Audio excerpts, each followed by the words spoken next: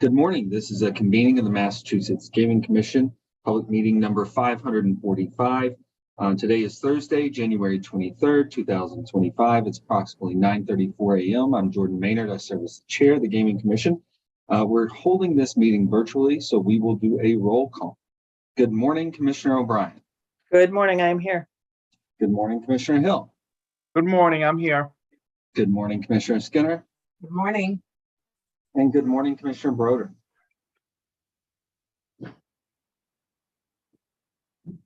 Good morning, everybody. I am here. All right. So with that, we had an extensive grouping of meeting minutes that Secretary Skinner compiled, and so I will kick it over to her for those minutes. Good morning again. Morning. And here we go. And I'll do two separate motions for what I think are now obvious reasons. So I move that the commission approve the minutes from the November 8th, 2023, December 20th, 2023, January 4th, 2024, January 24th, 2024, and September 12th, 2024 meetings that are included in our packet, subject to any necessary corrections for typographical errors or other non-material matters. Second. Thank you. Commissioner O'Brien. Aye. Commissioner Hill. Aye. Commissioner Skinner. Aye. Commissioner Broder. Abstain. And I vote yes, 4 and 1 abstention. All right, Commissioner Skinner. I further move that the commission approve the minutes from the December 16th, 2024 meeting that is included in our packet, subject to any necessary corrections for typographical errors or other non-material matters. Second. Thank you. So with that, Commissioner O'Brien. Aye. Commissioner Hill. Aye. Commissioner Skinner. Commissioner Broder. Yes. And I vote yes, 5-0. Okay. Thank you, Commissioner Skinner. That means we're pretty current, right? Still some outstanding sets? I wouldn't go that far. We're getting there. All right. Well, thank you. And thank you to the team that works very hard on these. We appreciate it.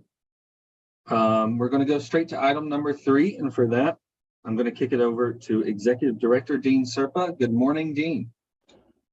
Well, good morning, Chair Maynard. How are you? Thank you very much. Good morning, commissioners, as well. For this morning's update, as you know, we're going to receive a short overview of the discussion that took place last December 17th during the United States Senate's Judiciary Committee hearing on legalized sports gambling down in Washington. And to provide that update, I'm going to turn it right over to our Deputy General Counsel, Justin Stempick, for his summary of that discussion. Thank you, Dean. Good morning, Chair and Commissioners. As Dean mentioned, there was a committee, Senate Judiciary Committee hearing on December 17th, 2024, focused on the rise of sports betting. Most of the committee hearing dealt with the sort of negative effects of sports wagering. There was 5 individuals who provided testimony at the hearing.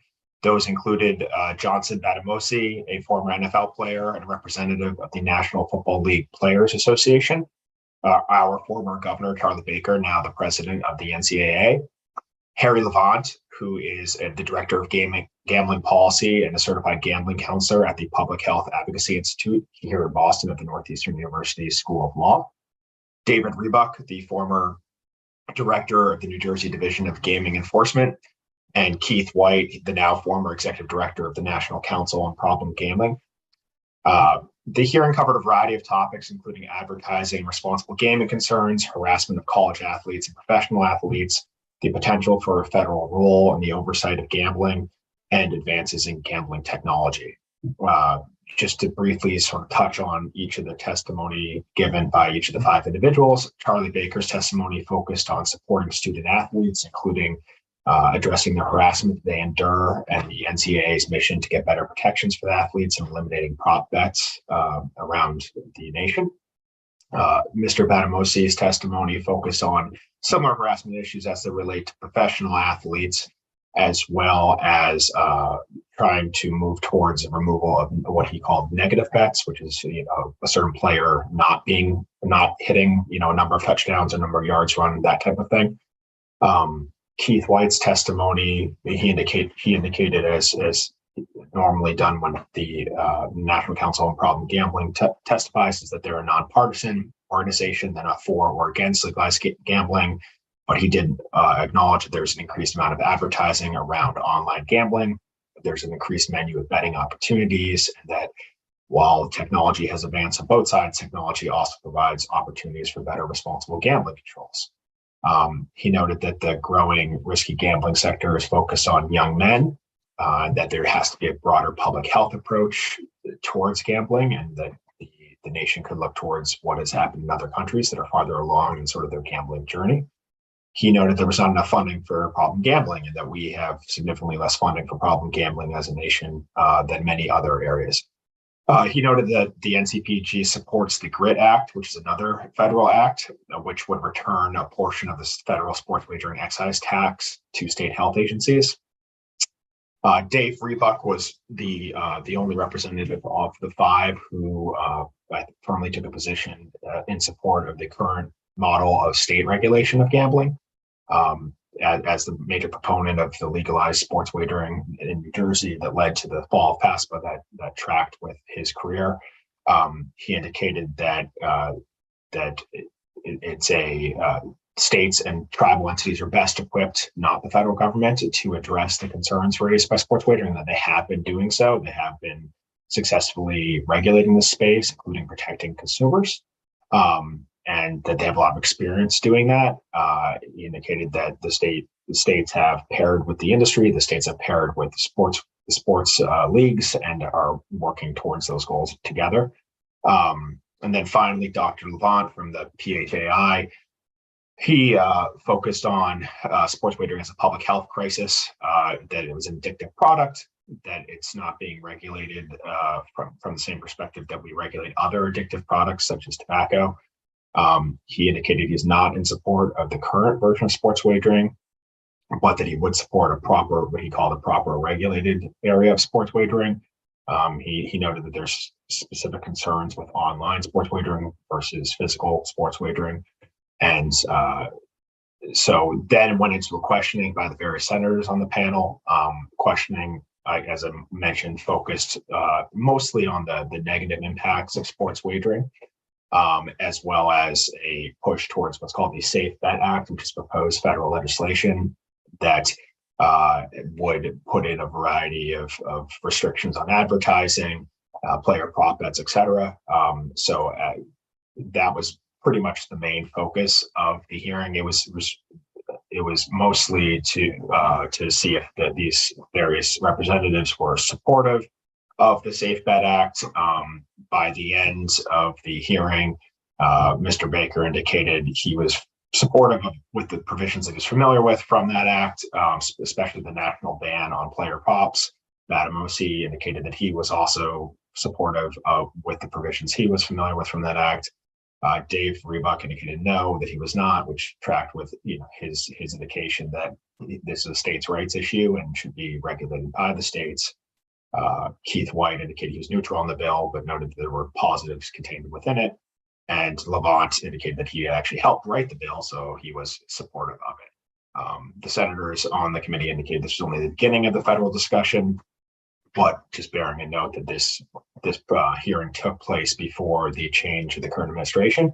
So I guess we'll have to wait and see if any additional sort of federal progress is made with respect to the Safe Bet Act or anything after the Senate judiciary hearing.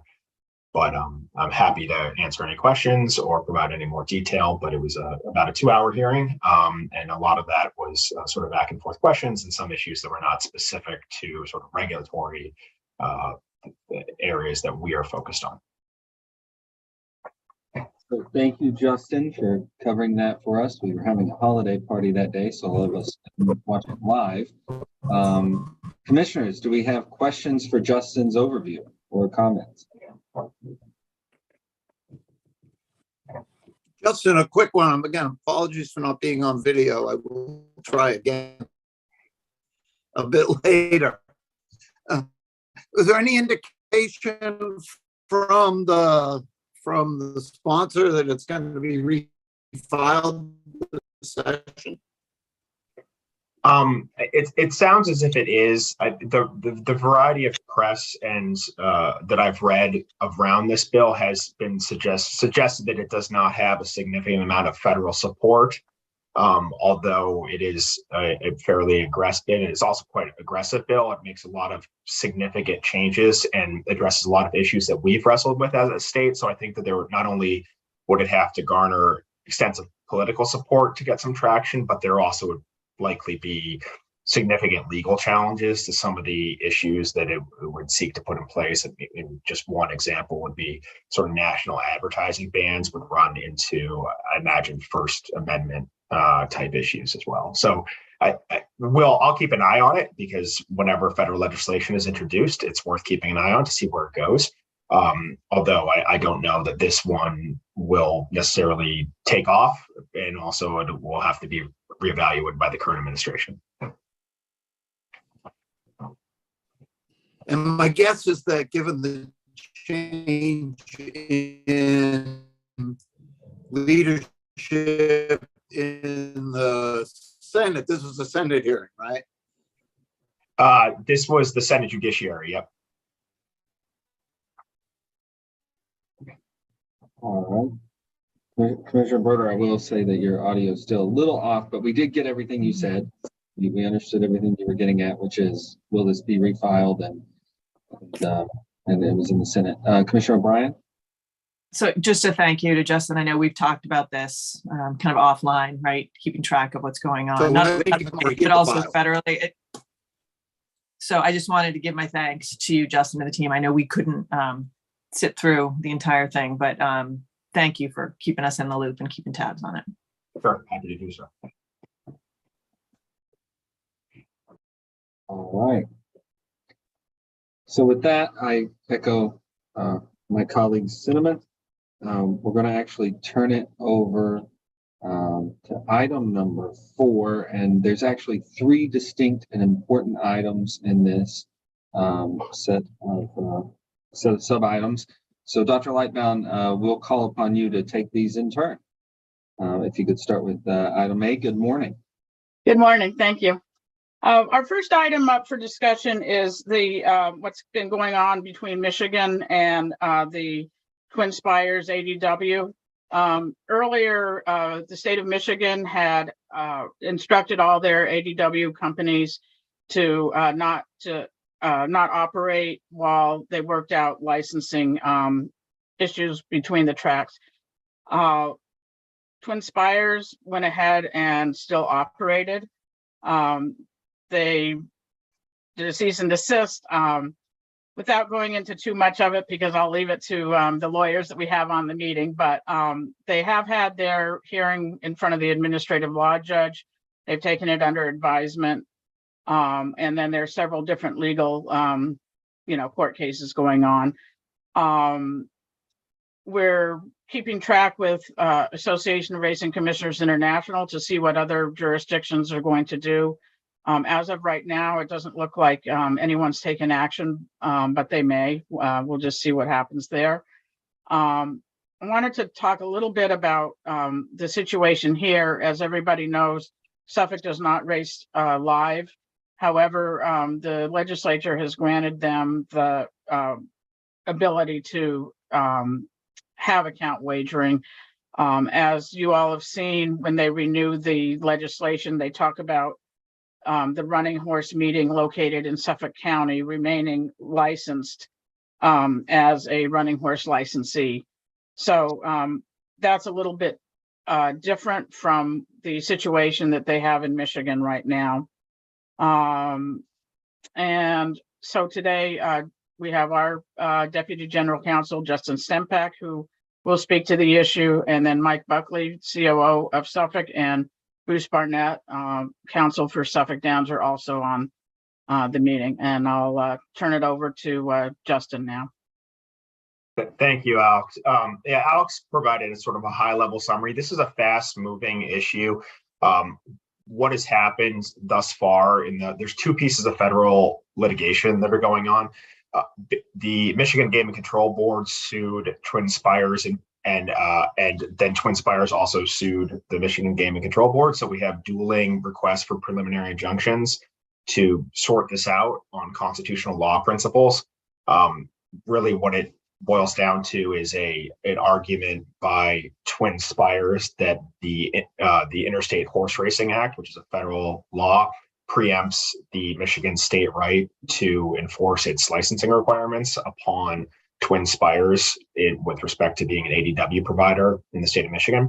So they argue for a supremacy clause preemption argument, as well as a dormant commerce clause argument that they're putting restrictions on commerce coming from outside the state of Michigan, requiring certain hoops to be jumped through within the state of Michigan. So I believe it was the lawsuit that was filed by Michigan against Twin Spires was just filed this past Friday, and preliminary injunctions were just filed, I think, within the past 72 hours. So this is actively moving. So we will see how the federal court handles it, and if they handle the two cases discreetly or if they join them.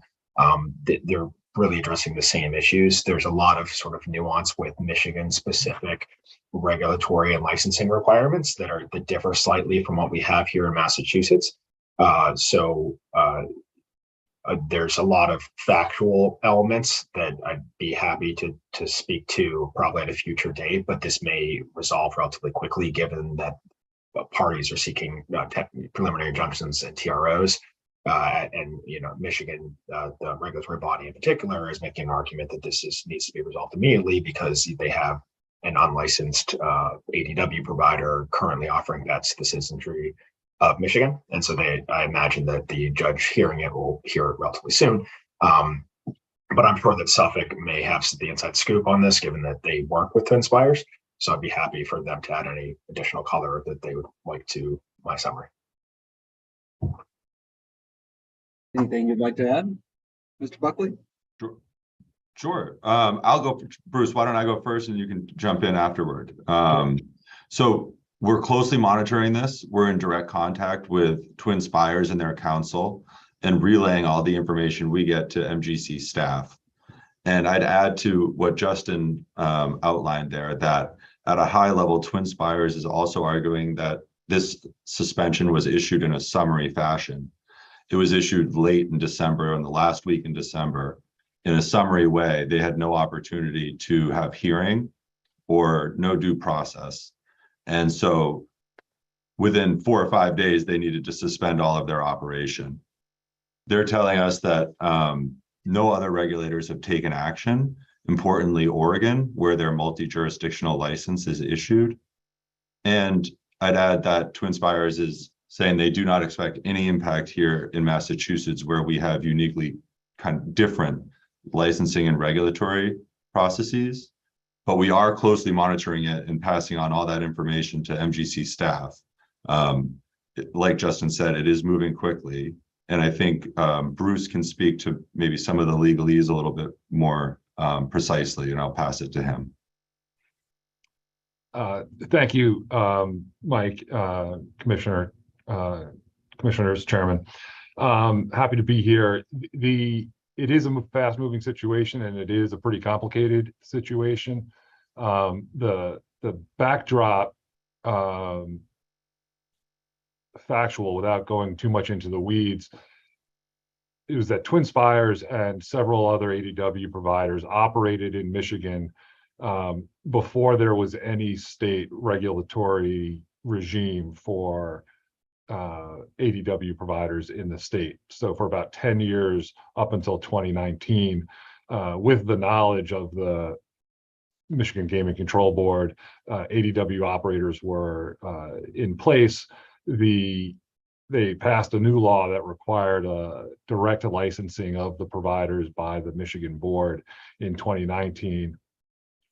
Twin Spires was of the opinion at the time that that was an improper effort of state regulation, given their view that the Interstate Horse Racing Act controls and exclusively wagering on interstate horse races.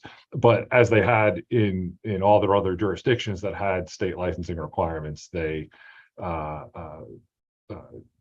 proceeded in accordance with the state rules, had a license, renewed, filed a timely application for renewal in November, and we're told they say in their court papers that they'd be fine to continue operating until that renewal request was acted upon.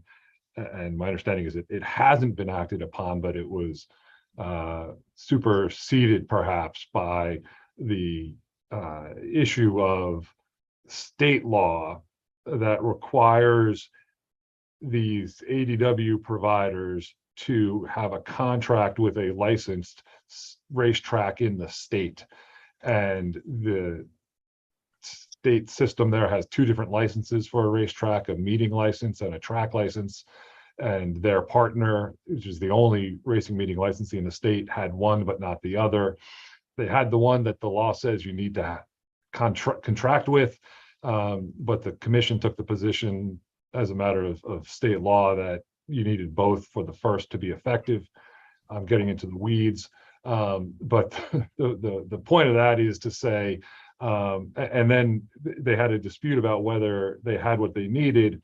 And in late December, early January, when the commission acted with the suspension, they acted under emergency powers to protect public health, safety, and welfare. And the one of the proceedings that we understand is happening is an administrative law judge proceeding that, as I understand it, is to test the propriety of the use of emergency action in that situation. That's the one that had a hearing on Tuesday of this week, after which the judge, they didn't rule from the bench. They didn't sort of summarily uphold the state action, and they didn't reject it. They took it under advisement. And then there are, as Deputy General Counsel Stempeck alluded to or referred to, dueling litigations. The state the Gaming Control Board filed in state court. It was removed to federal court. Twin Spires had filed in federal court. That's still there. And so there are state administrative law questions, state statutory law questions, and then the federal preemption and constitutional issues that Justin referred to. So a lot going on, a lot happening quickly. We're continuing to monitor. Thank you, Mr. Barnett, Mr. Buckley. Commissioners, I know it matters to us how our licensees behave in our sibling jurisdictions, and I know it's been interesting to hear this conversation. Anything we have right now, questions, clarifying? Anything that's presented? We'll keep looking into it, is what I will say to you, Mr. Buckley and Mr. Barnett. Mr. Chair, Commissioner O'Brien, or Commissioner Skinner, and then I saw Commissioner O'Brien too. if we could get a copy of the Michigan complaint circulated. I know Justin just said it was filed on Friday. I mean, obviously, I think that the commission should be continuing to monitor the situation, as I know we will, as it proceeds. I'm not interested in getting in the middle of a legal fight, but what I am interested in is the fact that currently Twin Spires is out of compliance, right, with an order, as I understand it, that was issued by another jurisdiction, a regulatory body in another jurisdiction. And I just think, to me, that relates to the question of suitability. And so I want to at least have the opportunity, once the legal issues are resolved, to have a discussion among us so that we can understand exactly what happened and what steps, if any, we should be taking relative to the underlying issue of the suspension order not being adhered to. I'm happy to circulate that, Commissioner Skinner. I have the relative document. I'll circulate both complaints so the commission can see both sides as put in the papers. All right. Well, I think that's all we have on that, unless the commissioners have anything else. All right. Thank you for joining us, Mr. Buckley and Mr. Barnett. My pleasure, commissioners. Dr. Lightbound, let's go to sub-item B, please. I think you have a request. Yes. So our next item is the request from Raynham to change their tote company to Global Tote. Global Tote has been the company at Plainridge, and they're already licensed as a vendor with the MGC through the gaming licensing. It's on page 69 of your packet today. And Sue Rodriguez is here if you would like to speak with her. And my recommendation is that the commission approves this request. Any questions? Commissioners, questions? Commissioner Hill, any statement or questions? I have no questions. I'm going to make a motion. Sounds good to me. Okay, Mr. Chairman, I move that the commission approve Raynham Park's request for approval to use Global Tote US LLC as their totalizer provider as included in the commissioner's packet and discussed here today. Second. Thank you. Commissioner O'Brien, Aye. Commissioner Hill, Aye. Commissioner Skinner, Aye. Commissioner Broder. He was having some audio issues. He told us to move forward as he's working on them. I vote yes. So we'll have 4 and Commissioner Broder is just checked out for a second with some audio issues. All right. Anything else you need from us, Sue? Good to see you as always. Good to see you, and we appreciate your support and are looking forward to this transition. Thank you. Perfect. Perfect. Well, thank you so much. All right. So Dr. Lightbound, the next item deals with a disappointing issue. And after the season, it was reported that there were multiple casualties involving horses. And we would like for you to discuss that further with the commission. Thank you. Yep. The next item is the horse health at Plainridge in this season of 2024. We went through a 3-week period where horses sustained injuries that necessitated euthanasia. And that, of course, was very unusual. So in a response to that, I organized a meeting the next morning with Steve O'Toole, Director of Racing at Plainridge, their racing secretary, Paul Verrett, Charles Eaton, their judge, our 2 judges, Sal Panzera and Chris Miller, Alice Tisbert, the managing director of the Harness Horsemen's Association, and Jim Hardy, a board member and a driver at Plainridge. We discussed the incidences in detail, including ones that had occurred earlier in the season. And we weren't able to find a unifying cause for any of them. It seemed like they were all unique incidences. I also spoke with the 2 association veterinarians, Dr. Murdoch and Dr. Matskin. They have extensive harness horse racing experience, and they also shared the view that they didn't see a unifying cause for these. Just to go over a little bit of what our protocol is that we've had for years, if there's a injury necessitating euthanasia, we draw a blood sample on the horse and send it to our lab for drug testing. All of the samples on these horses came back negative. If they're euthanized at Plainridge, we send them for a necropsy, and that was done on 4 of the horses.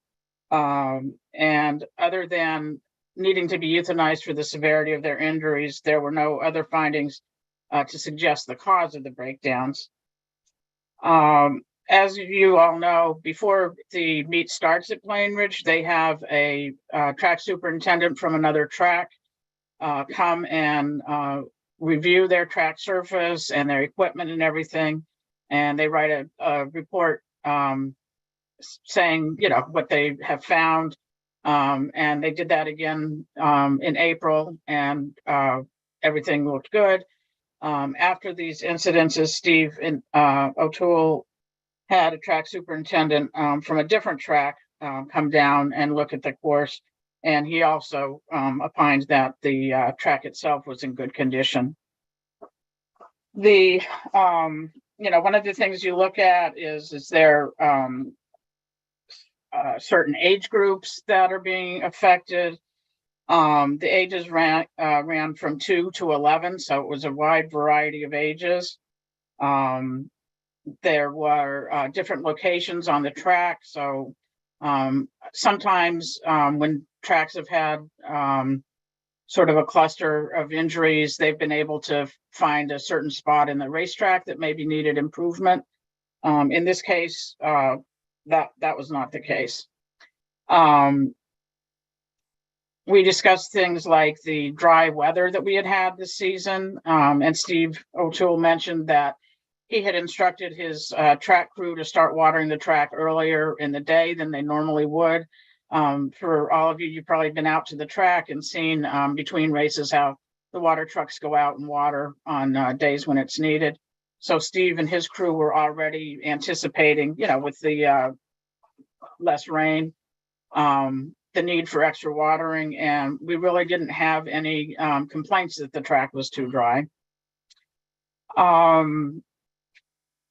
While regulations wouldn't necessarily have changed any of these outcomes, we'll be working with the legal team on a few different potential modifications. One of them is the voided claim rule, so that if a horse is claimed and from a race and something happens during the race, either it's completely voided or the person claiming the horse has the opportunity to decide whether they want to keep the claim active or not. After any of these injuries, even before this cluster, but you know, over the past years and all, there's an informal review process where the drivers are talked to, the trainers. As I said, we've always done the autopsies.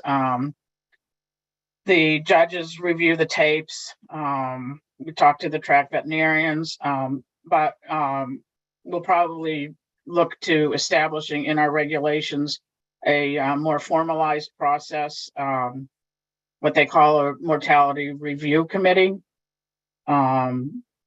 And then we're also going to explore medication updates to our rules. Let's see.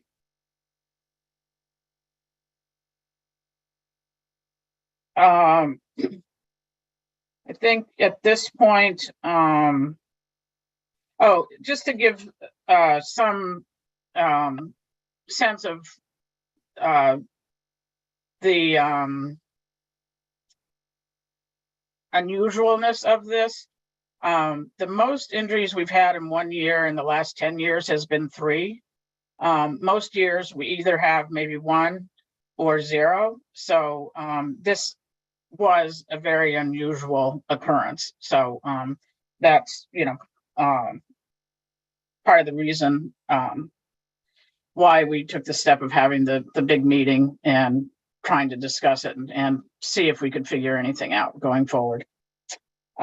Steve O'Toole is on the meeting. I can turn it over to him, or if the commission has questions now. Just a quick question, Mr. Chairman. Mr. Hill. I'm not sure we heard how many euthanizations there were. There was 1 sudden death and there were 5 euthanasias. The euthanasias were all due to musculoskeletal injuries.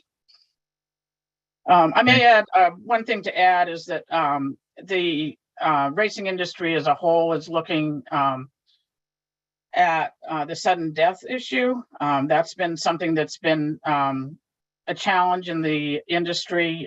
When these horses are sent to necropsy, often a cause of the sudden death is not determined. It may just be listed as cardiovascular collapse. HISA on the thoroughbred side is launching a couple of studies into that to see if they can come up with something more definitive on that. And in Canada, on the thoroughbred side, they've been using biometrics and things like that to try to determine if there's changes in horses' stride lengths before they end up with a catastrophic injury, and if that's something where horses can go out with sensors on and it'll give an indication before the human eye may catch up on a horse being lame that could eventually lead to a catastrophic injury. That's only been done on the thoroughbred side, and I recently saw that Canada is launching a study on the standardbred side for the use of these type of things. So we'll keep our eyes on these different types of studies to see if they bring anything up that we may be able to use in the future. Thank you, Dr. Lightbound. Mr. O'Toole, is there anything you'd like to add before I open it up for the commissioners? Maybe if the commissioners have questions for me, I think maybe that might be the way to go. But other than comments on, I think Alex kind of wrapped it up pretty concisely. We have had a very good track record, and it was very disturbing that we had these 3 breakdowns towards the end of the meet. Those 3 breakdowns were actually euthanized at the track.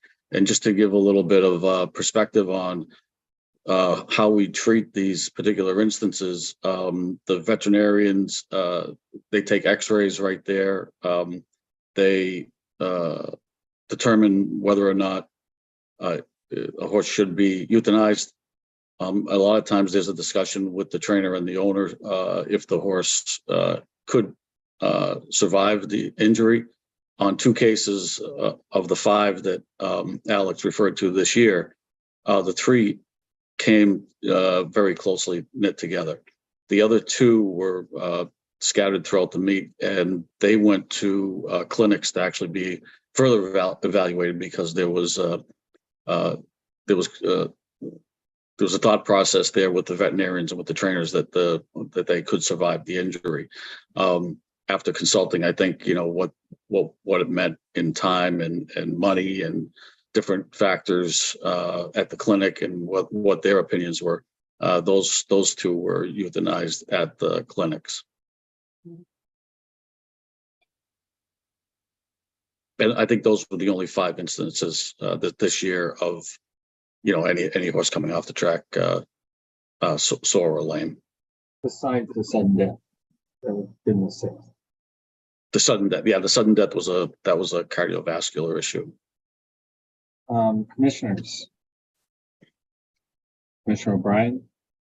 I just wanted to say thank you to Dr. Lightbound and Steve O'Toole for this. This is, I think, Chair, you and I were at PPC for the tail end of one of these days, and you all know this, but probably bears saying for public consumption, sort of the concern and the despair that goes through the entire community that's at the track when one of these incidents happened, that there was a tremendous amount of thought that went into this. Alex, I want to thank you for also taking the initiative when questions were raised in terms of doing a deeper dive into this. I do think looking at some of the things you suggested going forward, I think getting a more established committee going to look at any incident like this is something I would like to see as one commissioner, and would love to be kept up to date on the status of these studies that are going on, both the trial run and putting them on the horses in Canada, and then also just the funding that's going on, looking at if they can further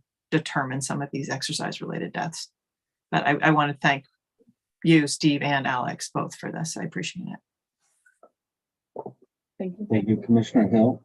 Yep, thank you, Mr. Chairman. I too want to share my thanks to Alex and Steve. We care very deeply about what goes on at the track. And once we started hearing that there had been an increase this year, I know Dr. Lightbaum and Steve immediately jumped into action to figure out what was going on over there. And they were very forthcoming to the commission about what was happening. So I want to thank you for that and let the public know that this is something that the commission feels very deeply about, and that we're going to continue following what not only happened, but what's going to happen in the future, as Commissioner O'Brien mentioned, with some of the actions taking place in other jurisdictions. So I look forward to those conversations. I think they're going to be robust and very informative. And I think we're going to have some action items to bring back to the commission within the next few months. So thank you, Mr. Chairman, and thank you, Alex and Steve. Thank you, Commissioner Hill. Commissioner Broder, Commissioner Skinner. Anything to add? All right. I will say I would request immediate notification to the commission when something like this happens. Commissioner O'Brien did point out that we learned of one actually at the track, and just immediate notification. I think the commission would like to know as soon as they could. And I want to be clear, the equine industry is important to the Commonwealth of Massachusetts. The death of any horse is tragic. And as chair, I'm committed to working with my fellow commissioners, our racing division, the team at Plainridge, as well as the experts, to ensure that we're learning more about what happened this past season and doing everything we can to preserve the lives of these majestic athletes going into the future. Like Commissioner O'Brien, I support some of Dr. Lightbound and Steve's suggestions, and we got to stay on top of it. All right, anything else? That concludes the racing items for today. Thank you, Dr. Lightbound. All right. Thank you, Steve, for joining us. Thank you, Commissioner. We're going to turn it over to the Investigations and Enforcement Bureau. Chief of Investigations, Caitlin Monahan. Good morning. Good morning, Chair and Commissioners. This morning, we have 3 non-compliance events, sports wagering related non-compliance events to present to you for further action. And I'm going to turn this over to Enforcement Counsel Nate Kennedy to discuss. Good morning, Chair and Commissioners. Nathaniel Kennedy on behalf of the IEB this morning. Presenting to you first an instance of alleged non-compliance by FBG Enterprises OpCo LLC, doing business as Fanatics, Betting and Gaming, a temporary Category 3 sports wagering operator. This matter relates to Fanatics offering wagering on Belarusian national soccer teams in contravention of 205 CMR 247011, 205 CMR 247012I, and the Massachusetts Gaming Commission's sports wagering catalog. Fanatics had accepted wagers between September 13th, 2023 and March 22nd, 2024 on Belarusian national teams. The sports wagering catalog prohibits wagers on any wagers in the Commonwealth on Russian or Belarusian governing body headquartered in Russia or Belarus. These wagers, there was 127 wagers with a total stake of $968.13. This incident was discovered by Sports Wagering Division, who notified all operators on July 3rd, 2024, that they should cease offering any Belarusian wagers. Fanatics indicated that their trading compliance team had inadvertently turned on an auto-authorized setting that allowed European Championship qualifications to be offered.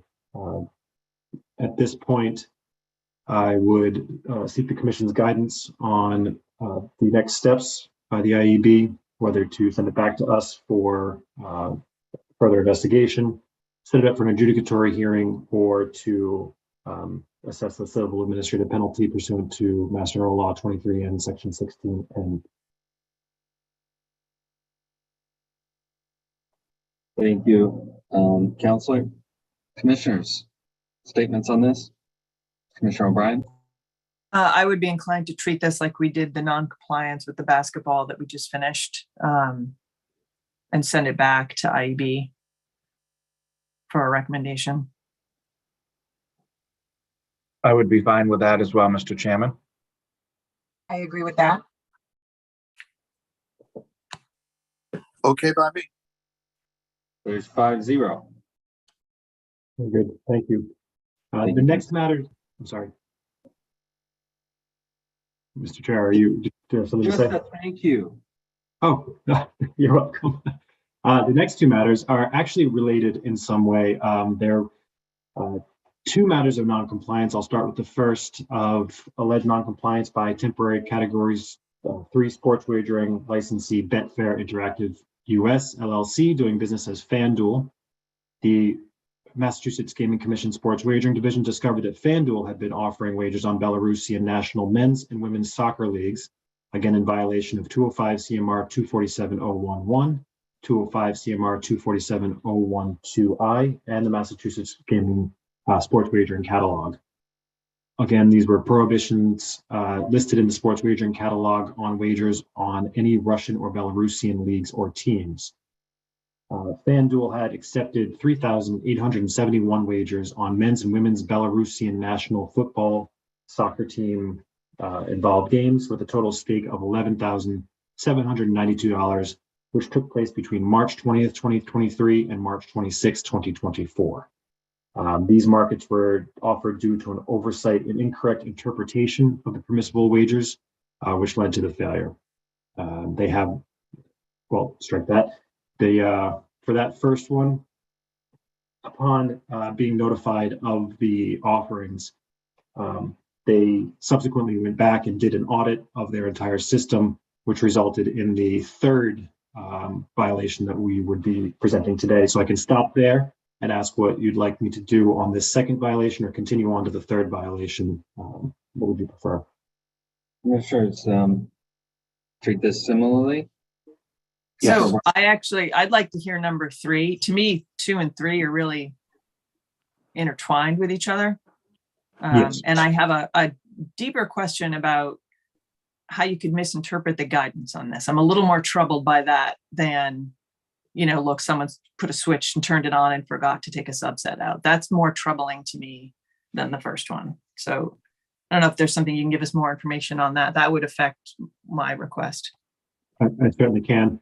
Let me give some more information about the second FanDuel matter. As they discovered, more Belarusian soccer team wagers had been offered. Specifically, it was on the Dynamo Minsk club team, which the wagers were permitted on July 16th, 2024. There were 178 wagers that were placed with a total handle of $5,829. Similarly, this was part of the result of a misinterpretation of the rule, and that was discovered during the further dive from the previous instances I just described. FanDuel had provided us a report, and they did go into some more detail about what their misinterpretation was. I can provide further information, but I know that the commission has often not wanted too much information in these preliminary briefings, so not to contaminate the process, the judicial bias. So how much information would you like at this point? I mean, I can say, to me, that's pretty crucial evidence to me in terms of a recommendation, because saying your tech person turned on a category and forgot to delete a subcategory is one thing, but to me, the prohibition is pretty clear. I don't understand how you misinterpret it. So I would like to. Sure. The explanation that FanDuel had provided us was that at the time of the Russian invasion of Ukraine, Flutter, which is FanDuel's parent company, had decided to cease offering Russian or Belarusian content across all brands. However, major governing bodies, including the UEFA, banned Russia from competing while permitting Belarus to compete and maintaining membership rights.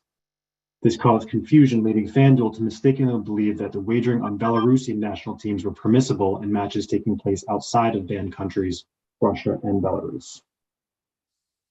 That was their explanation for that. But that does not address our prohibition, that was just pretty clear, having nothing to do with that.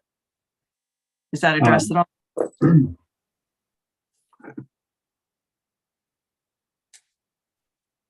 No. I might suggest that In a slightly different way, Caitlin, I know you have something to add. Is this something the IEB, Commissioner O'Brien, the heart of Commissioner O'Brien's question, is this something the IEB is ready to address? Well, and dig into? Certainly not in too much depth, but as I said, I had that explanation from FanDuel that had been a preliminary explanation in their report of why they felt there had been a misinterpretation which permitted them to offer this particular wager. So I'm just giving the information that FanDuel has given us to this point. Certainly, if we're instructed to go back and do further investigation, we can get more gloss on that.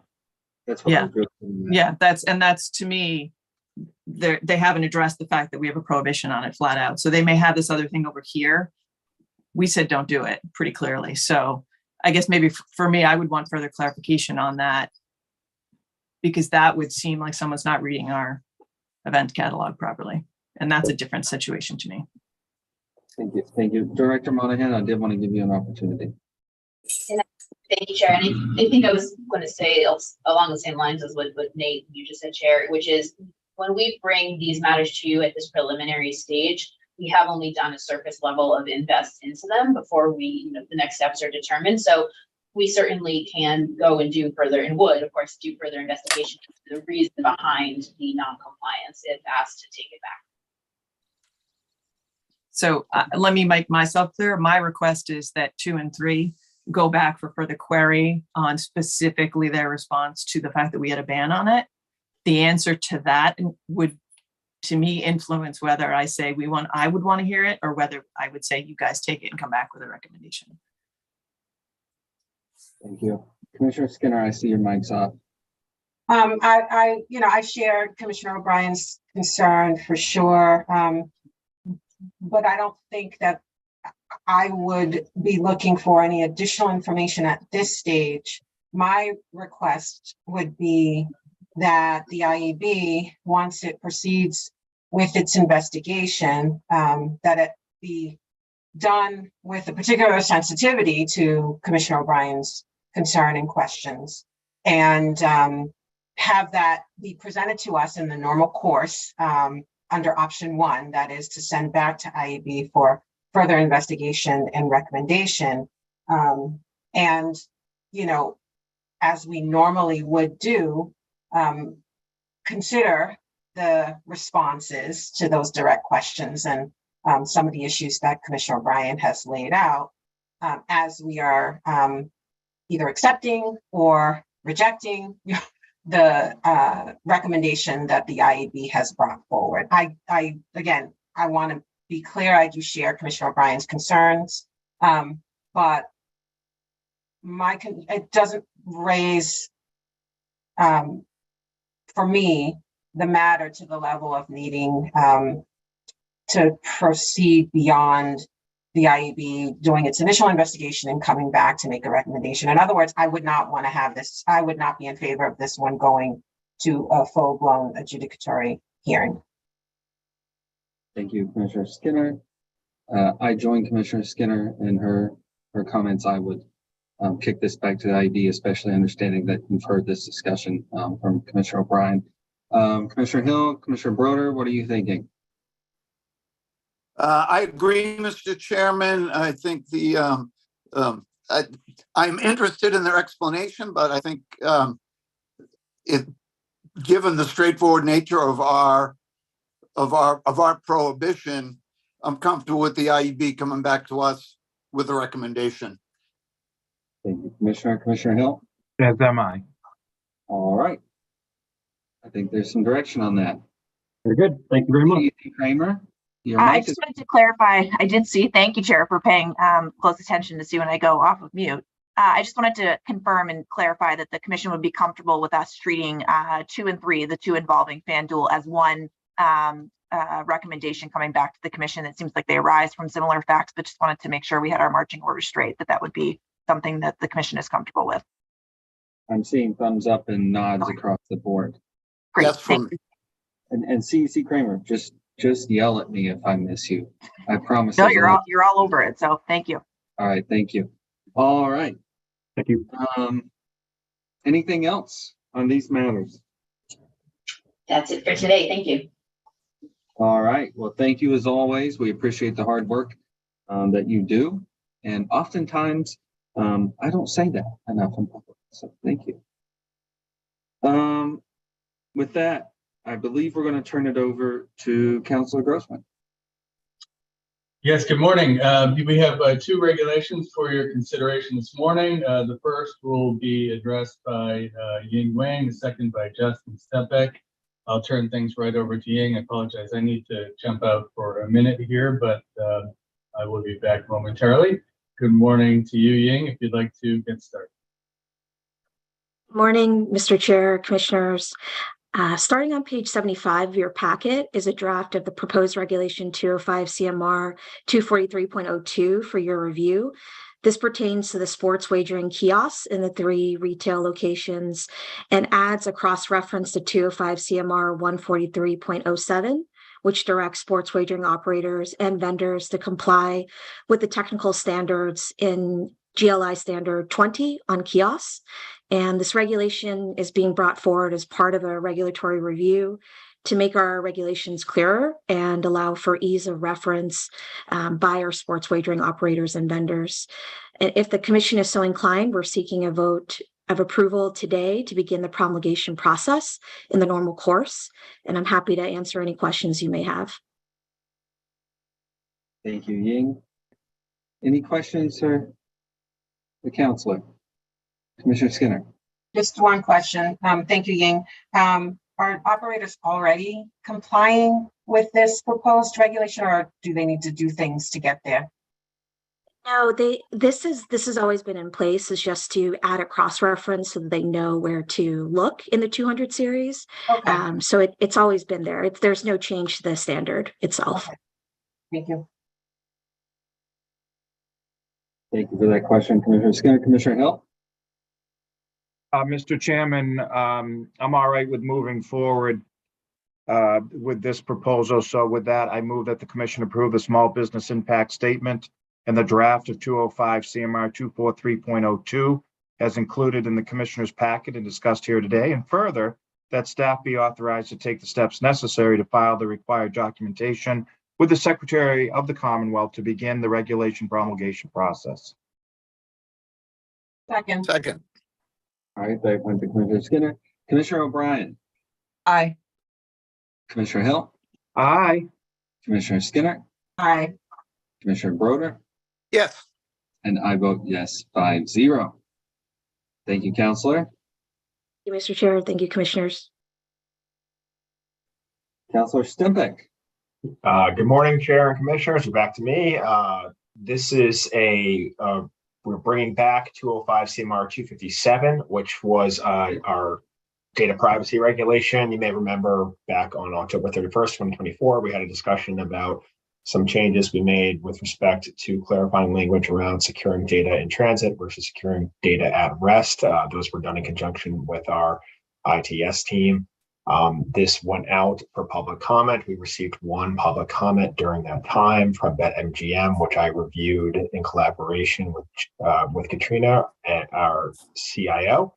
Her recommendation on that was not to adopt the comment because it did somewhat broaden the language that she had carefully chosen for why we made the edits. It would have included some terminology that was not defined, and so the recommendation would be to leave the regulation as it is from the way we proposed it back in October. But I believe Katrina's on the call if you have any specific questions relative to that. Otherwise, we're asking for a vote to move this forward to final promulgation.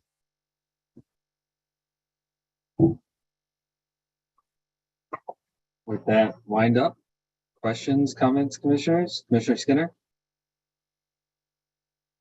I move that the commission approve the small business impact statement and the draft of 205 CMR 257 as included in the commissioner's packet and discussed here today. And further, that staff be authorized to take the steps necessary to file the required documentation with the Secretary of the Commonwealth to finalize the regulation promulgation process. Second. Commissioner O'Brien. Aye. Commissioner Hill. Aye. Commissioner Skinner. Aye. Commissioner Broder. Yes. And I vote yes. 5-0. Thank All you. right. Is that all we have for legal? That is, I believe, everything as far as regulations go today, Mr. Chair. Thank you, Counselor. Commissioners, can I have just a 5-minute break before we go to research and responsible gaming? Thank you. We'll convene around 10:40.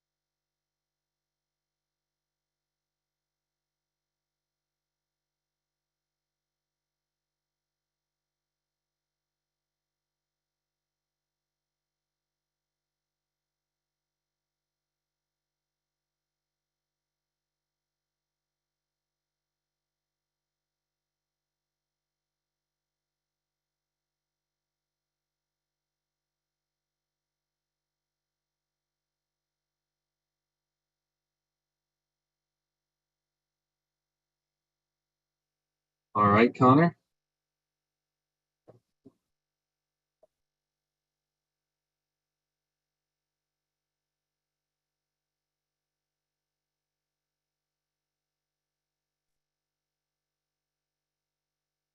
Mark, I've said this before, but as a huge mid-century modern fan, I just love your background.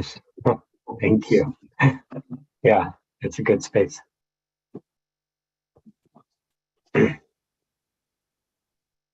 All right. This is a reconvening of the Massachusetts Gaming Commission after a short break. Since we're doing this virtually, we will do a roll call. Good morning again, Commissioner O'Brien. Good morning. Good morning, Commissioner Hill. Good morning. Good morning, Commissioner Skinner. Morning. Good morning, Commissioner Broder. Good morning, Mr. Chairman. And I am here. So we left off at item number 7. And for that, we are going to kick it over to Research and Responsible Gaming Director, Mark Vanderlinden, and Long, who's going to give us a GameSense quarterly report. With that, how are you doing, Mark, this morning? Hi. Thank you. Thank you. I'm doing quite well. And good morning, Chair and Commissioners. It's that time of the year again where we get our quarterly update from the GameSense team. Without sort of going into too much detail about the GameSense program, I will leave that to this dedicated and talented team from the Mass Council on Gaming and Health. Today, we have kicking it off and leading it, Janine Ruggiero, who is the Chief Marketing Officer, helping to direct the GameSense program. We have Ray Fluette, who is a Director of GameSense Operations. We have Shakina Hoffman, who is the Director of Diversity, Equity, Inclusion, and Belonging. And finally, we have Brian Beard, who is a GameSense advisor at Encore Boston Harbor. So I think, Janine, there you are. I'm going to turn it right over to you. Okay, thank you so much. Thank you, Mark. And hello, good morning, commissioners. Hello. I'm going to go ahead and share my screen. All right. Are we visible? Are we good? Good. Okay. Fantastic. Let me just minimize this. Okay. All righty. So on the agenda here, we'll do a brief introduction. Thank you, Mark, for our titles, but we are the Mass Council on Gaming and Health. We are the operator behind the GameSense MA program. We'll go through our data highlights for the second quarter of fiscal year 25. We're happy to review our champion awards. We have selected magic moments that Brian, our GameSense advisor, will present. We also, so Shakana, Marlene, and I went to BCLC, which is a summit of all GameSense operators. We were happy to represent GameSense MA, but we have some updates for the community of practice. We have a partnership with Operation Hope, a few updates for the GameSense information centers, and then we'll go right into what to expect for Q3. As Mark introduced, I'm Janine Ruggiero, the Chief Marketing Officer. I also lead the GameSense program in conjunction with Marlene Werner, our CEO. We have Shakana Hoffman, our Director of Diversity, Equity, Inclusion, and Belonging. She'll be discussing takeaways from previous reports, like from Dr. Malkin, and how to make GameSense an inclusive space. We have Director Ray Fluette, Director of GameSense Operations, and Brian Beard, a relative new joiner to the GameSense team, and he works at Encore. I'd also like to present our funders as a nonprofit. Here is a quick list of partnerships and programs that we execute. And then with that, I'm going to turn this right over to Ray to talk about our interactions, magic moments, awards, and self-exclusion. Yeah, in this section, we're going to go over the interactions, the GAM line calls, the live chat stats. Brian's going to get into the magic moments and the champion awards. We're going to talk a little bit about our VSCs and how many we've done and follow-ups that go along with those. And then we'll end this section here with the GameSense operations manual and SOPs that we worked quite hard on updating. During this quarter, we had almost 25,000 intensive interactions. Intensive interactions are exchanges and demonstrations. And with the October being the highest number at about 8,500, and December is the lowest, about 7,500, which normally goes along with how the casino's business is. And we try to track the same as them. Locations, or most of them occur on the casino floor, with 63%, followed by the phone at 35% and live chat at 1%. Interaction time of day, we usually get our interactions anywhere from noon to 10 p.m. is where most of them are. It's over 60%, of that time, with 36% later at night, where it's 5 p.m. to 10 p.m. And then the GamLine calls, we had 818 GamLine calls, and that we service people, from anywhere, calling our 800-426-1234 number. And 337 we received in December, which was higher than most of the other months. Live chat, it gets into 406 live chats that we had during the quarter. On December volume, again, like the GamLine calls was the highest, and October was the lowest, and 46% of the chats were all about VSE.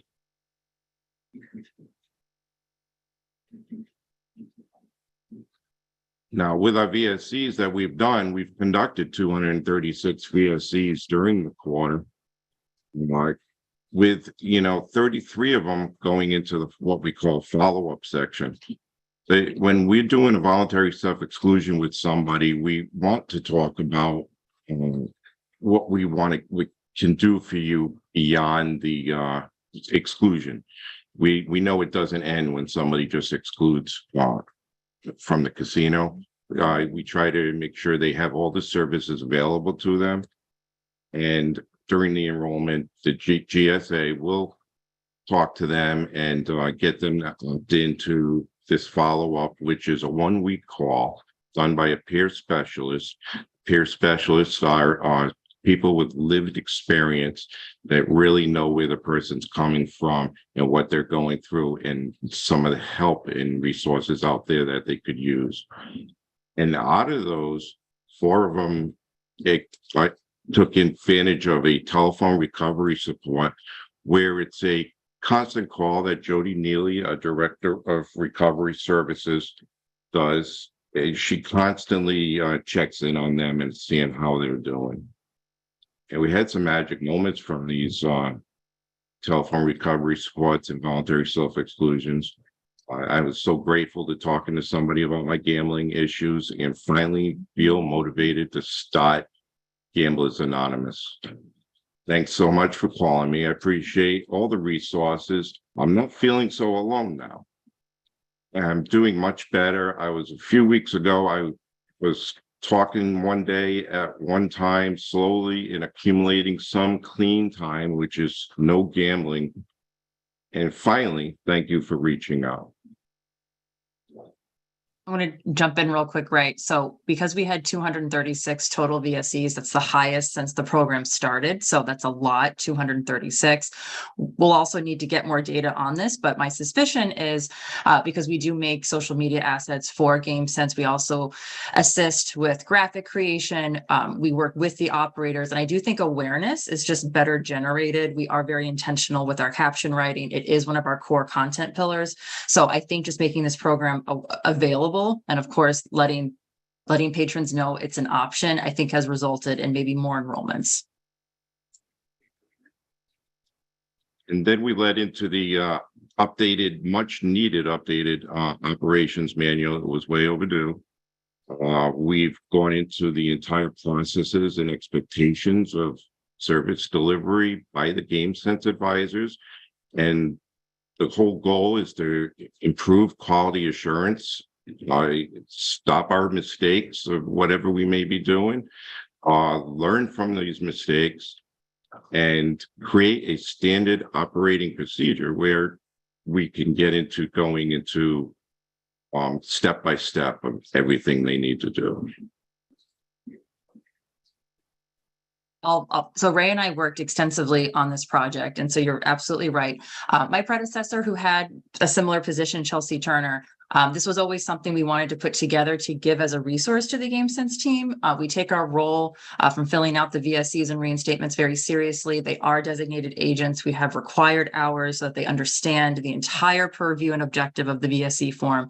But also, we run a desk. There's about service. It's about our interactions with patrons. How can we encourage more visits and how engaging are we? So Ray and I came up with 17 different specific procedures, everything from engagement all the way to offering VSCs, offering Play My Way, and making sure that we are filling the player health framework in the ways that we can support it.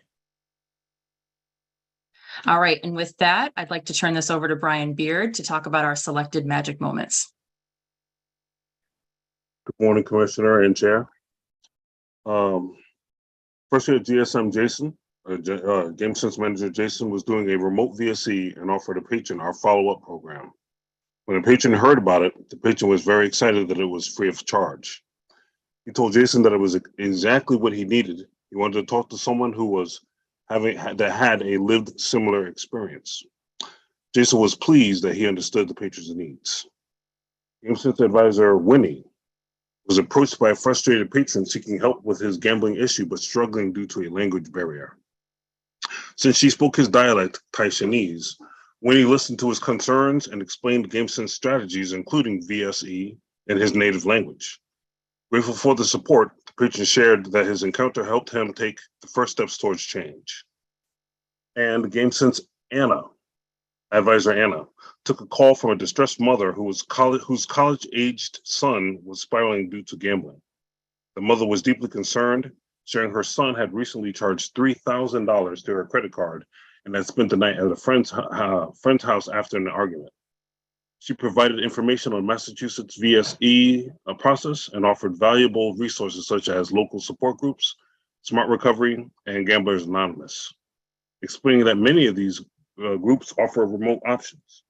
Anna also introduced the mother to Gam Anon, a support group for family members of gamblers. GameSense advisor Anna also mentioned that TrueLink Visa prepaid card as a potential tool to help monitor and manage her son's spending. When the mother expressed shame about whether she had called the right place, especially given the early hour and the holiday season, Anna reassured her, "We're here 24/7, she said, and you can reach us whenever you need support."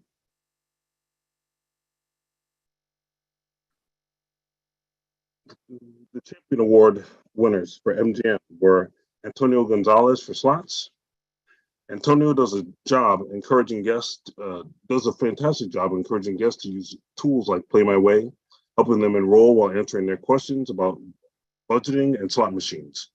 His ability to share healthy play tips in casual and approachable ways makes him a trusted presence on the gaming floor. Antonio's commitment to player health and to GameSense's core values make him a standout nominee for the Champion Award. Rafael Martinez, security.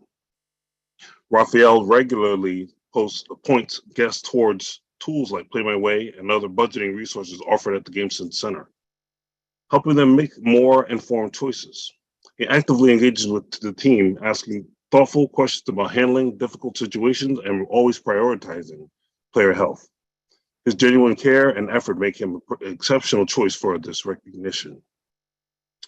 Jem Diduk, environmental services.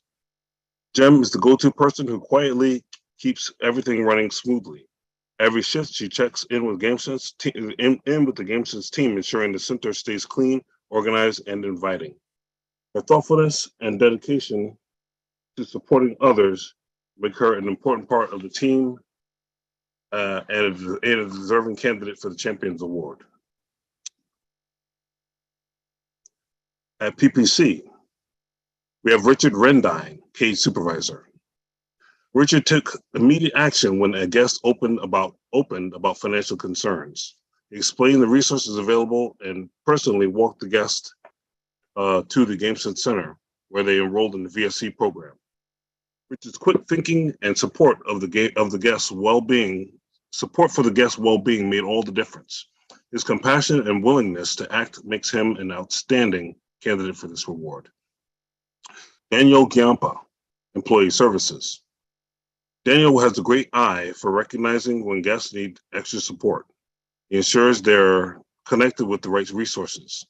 Daniel's considerate approach and determination to create a safe and positive environment have made a lasting impact, making him more than worthy of this nomination. And Lenny Calderon, a racebook. Lenny is someone you can always count on to have things ready for the GameSense team, whether it is for meetings or events. His can-do attitude, reliability, and attention to detail make him a pleasure to work with. Lenny's behind-the-scenes support has been essential to our success, and he's a well-deserving nominee for this recognition.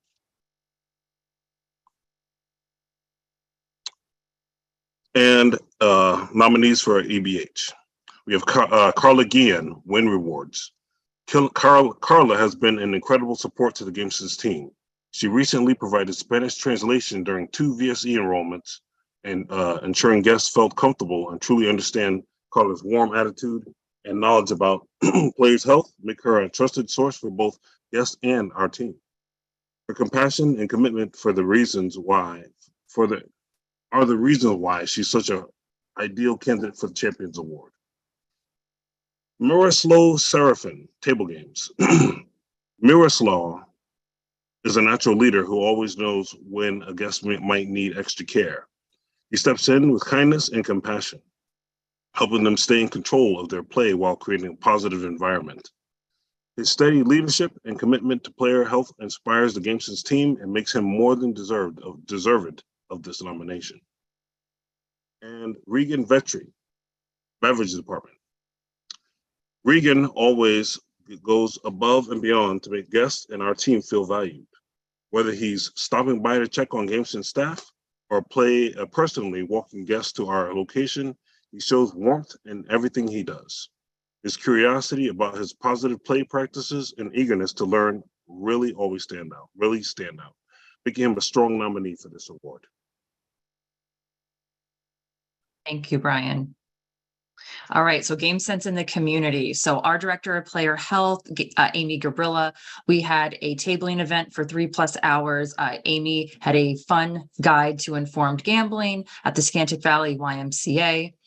And we plan to have more of these outreach and tabling opportunities. We typically do focus on certain segments, whether it's the older gambler and how, we can frame GameSense as a pertinent resource for that, or even Amy actually is working on this quarter, a focus on youth gambling and prevention, and she's working with our Chief Programs Officer on that. So I'm really looking forward to next quarter, and we'll have more evidence of our engagement in the community. All right, British Columbia Lottery Corporation Community of Practice. So as we know, GameSense here in the US, we live the GameSense brand in a much different way.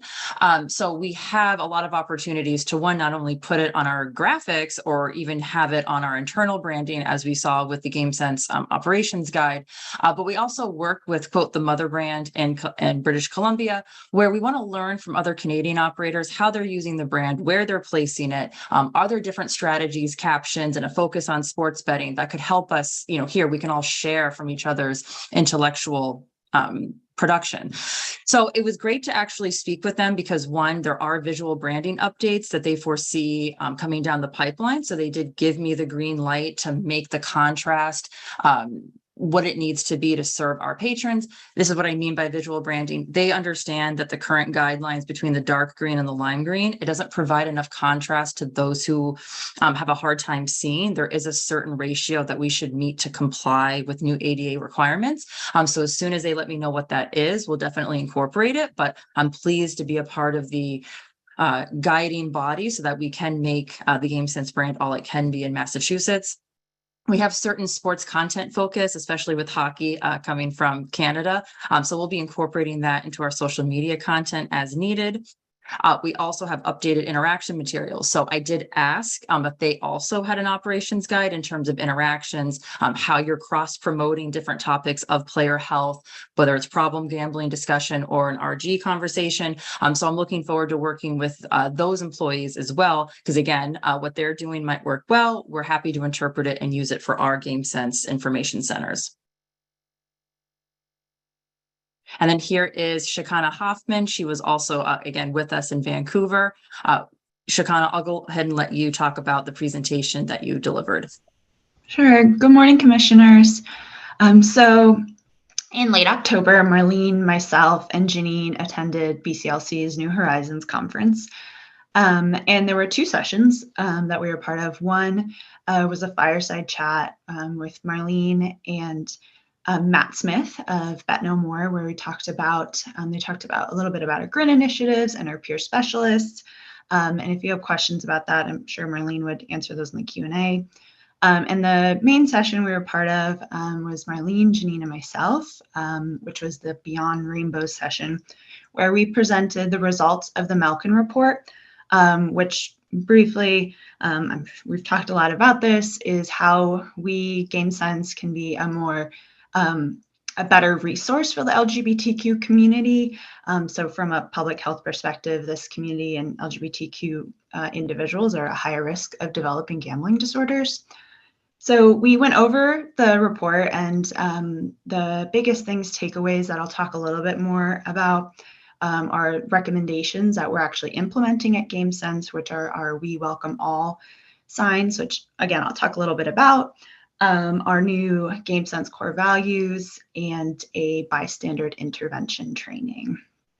So that's super brief overview of what we did at New Horizons. Then we have a partnership with Operation Hope. It's a nonprofit organization providing help to people managing their money.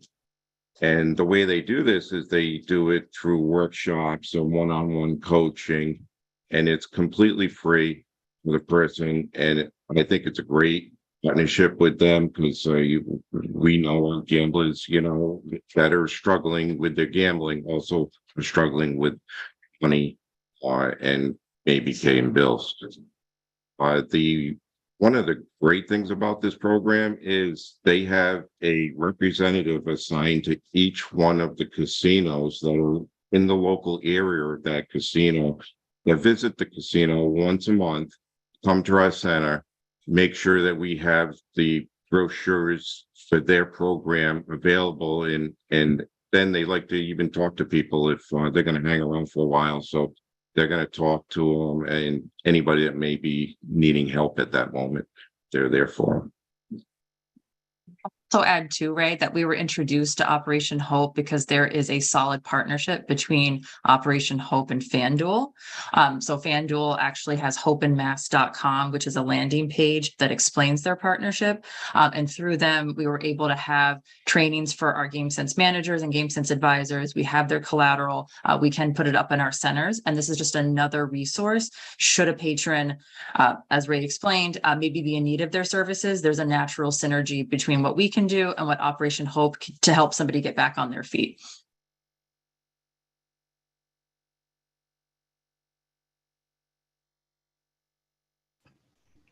All right, Shakana. So one of the recommendations from Dr. Malkin's report was when she visited the GameSense information centers, she was looking for signs of cultural humility or allyship, and she thought one of the best things we could do is actually have actual physical signage showing support for the LGBTQ community. And traditional signage is think about safe space or other signage that you might see.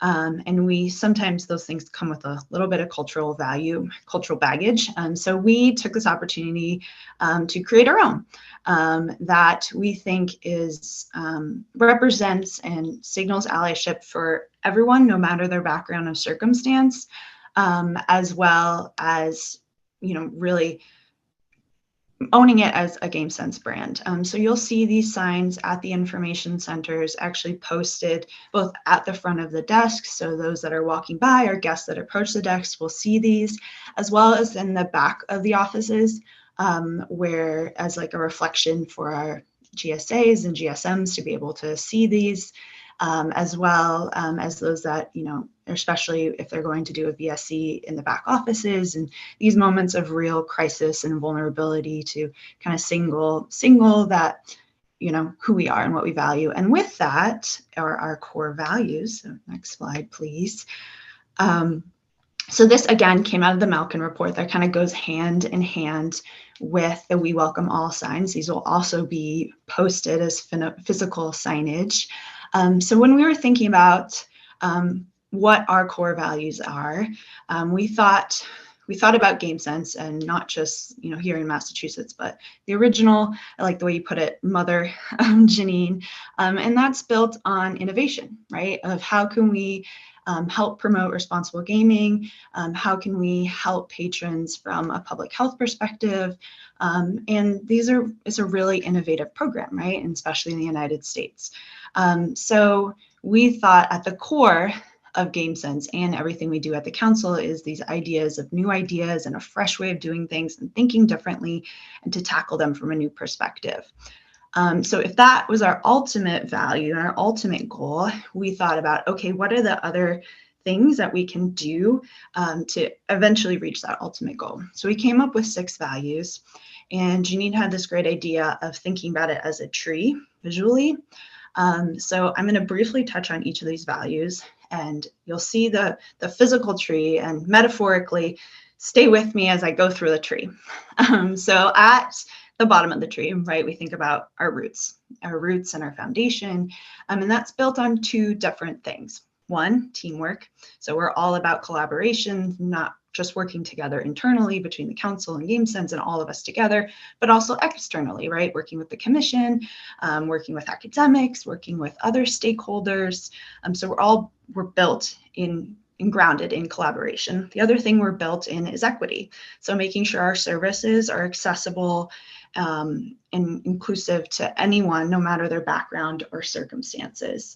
So moving up the tree is the trunk of the tree, right? So you think of a trunk of the tree, it's the place that you find hardiness, and it's also the action place of where, you know, the tree is growing out of. So if we think about this as the actions that we take, we thought there's 3 ways that we take action or do things through our action. One is respect.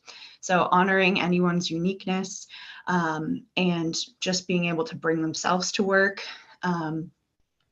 2 is compassion. This one is a super important one for us, and I think we can all agree in the room is to do everything to demonstrate empathy for everyone, and especially the guests that we are helping and patrons that we are helping, is to show compassion and empathy. And finally, education, which is we are all about promoting gambling literacy and debunking myths and providing education on just how to, you know, do this from a player health perspective.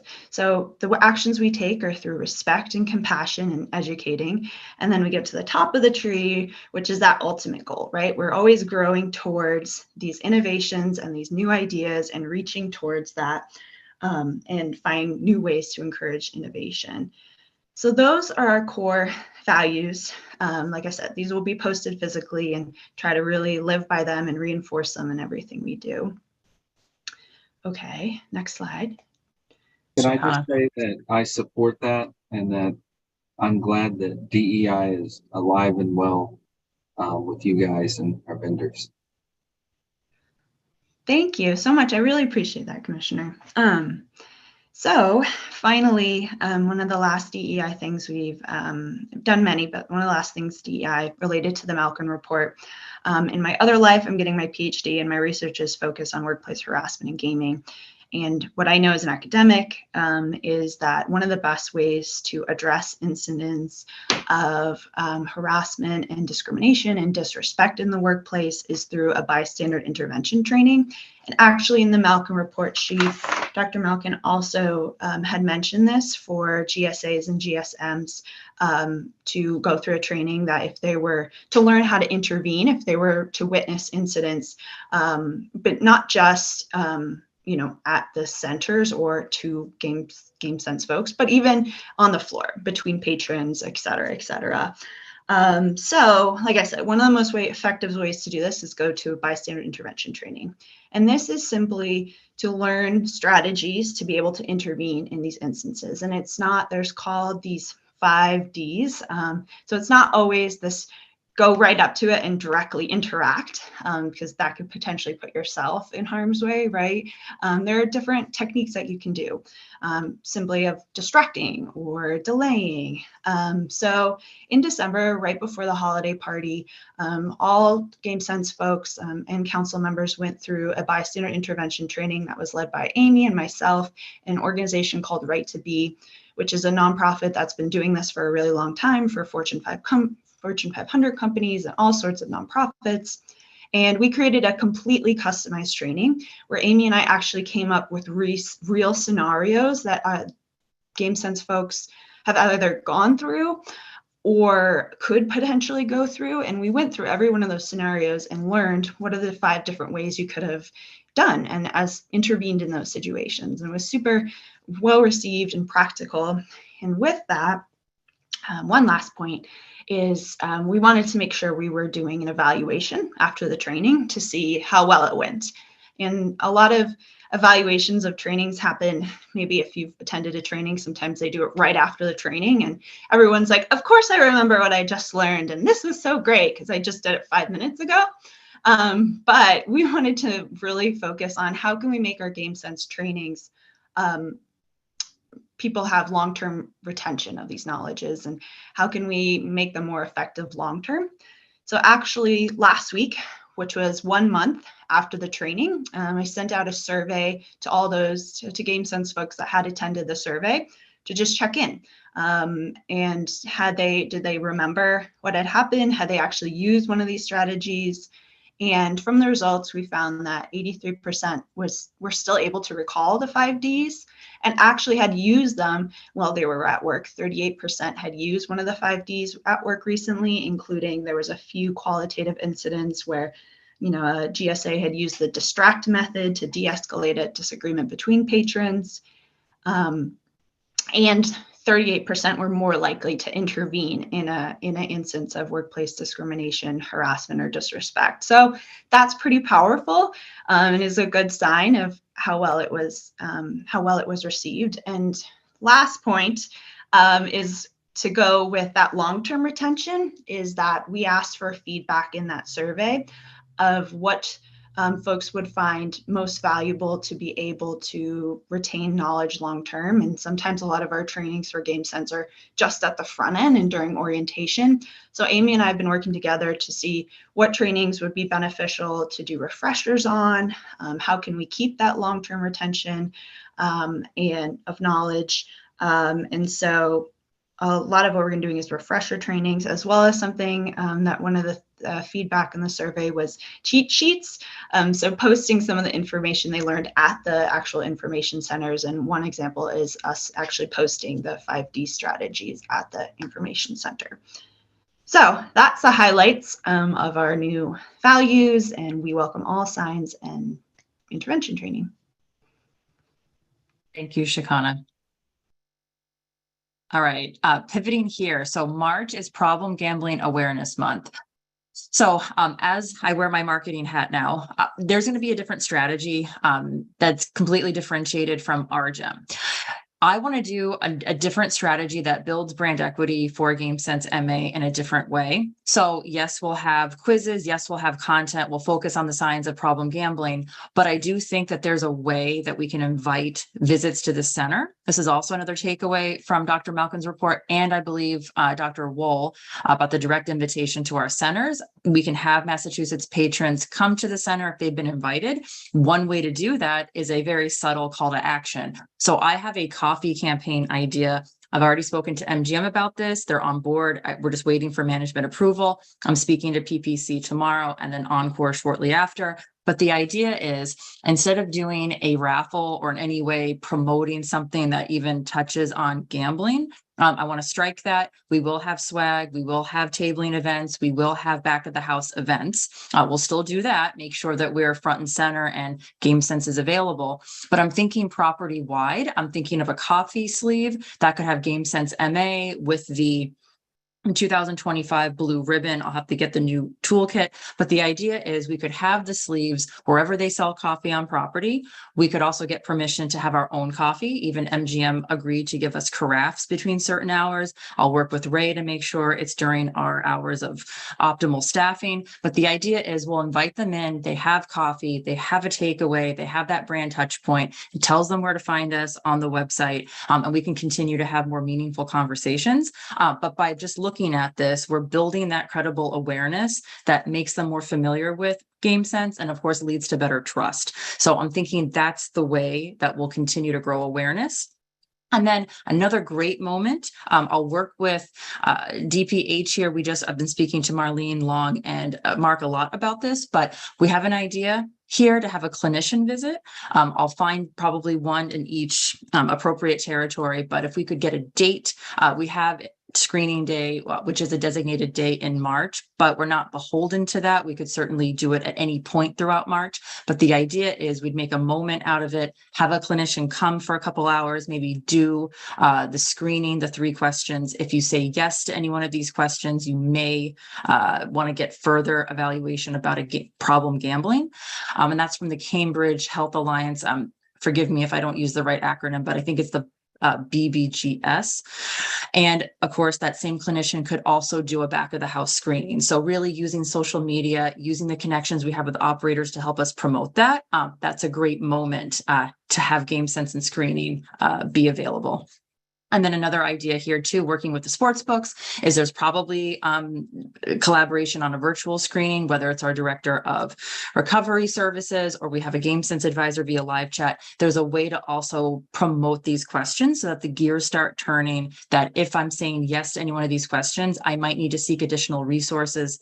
Even better for a sportsbook operator, let's say like FanDuel, who has designated partnerships for resources. I'd like to work with their marketing teams and they're interested so that we can come up with a co-branded communication that says, here are all the resources available to you. Should you need this, here's what we can do for you. And I think just getting that information out makes a world of difference, because sometimes sportsbook players, they might not know if they've self-excluded off the app that they still might have access to a treatment resource. So really bridging those gaps would be a good priority for us. Okay, ahead to Q3.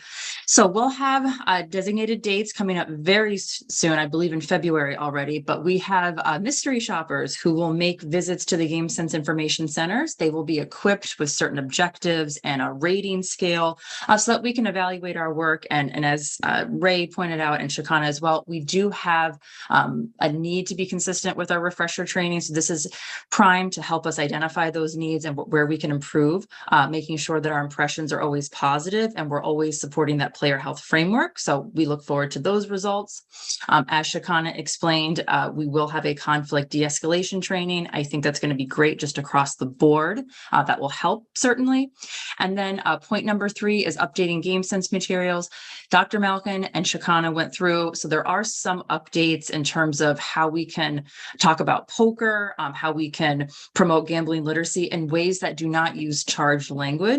So I look forward to working with Long on that and making sure that these materials reflect inclusive language. Alrighty, well, thank you so much for your time, commissioners, and we're also here to answer any questions. Thank you. If we can take the screen down so we can all see each other. I do see Commissioner Broder's off his mic. Commissioner Broder? I got my fingers crossed that this is going to work out from a text perspective, tech perspective. Am I coming through okay? All right. So first and foremost, I want to say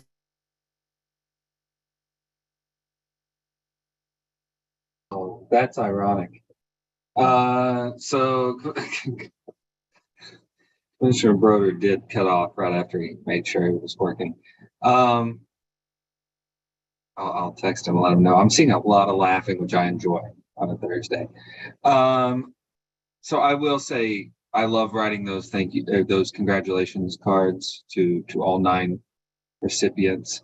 It's my favorite part of the quarter, every quarter. So, and thank you for re-highlighting them during this presentation. Dr. Malkin's a rock star. I've had time to spend time with her. I think she's at the cutting edge of every piece of where we need to go. And so integrating her not only into your organization, but into our organization is important to me. And so those would be my stalling comments while I wait for Commissioner Broder to join. Commissioners, anything to comment on? Am I back? You're back. All right. Best without the picture, perhaps. So again, I wanted to say thank you for the stress on DEI, and really want to ask a question about that. And I'm wondering if you all rely for any of your programming on grants from the federal government, because obviously those things are clearly in jeopardy.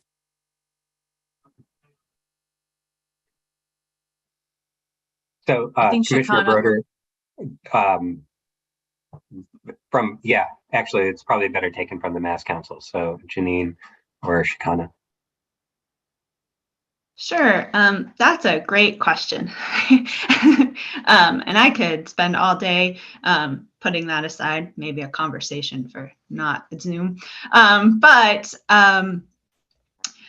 We are currently applying from the NCPG an agility grant to work on it. But I think, and then this is a credit to Marlene, that we've done a really, really good job of making sure they're not just relying on one funding source to do our DEI work particularly, and working with other partners to make sure we're reaching our goals. And, we're living in an uncertain time, but I trust that I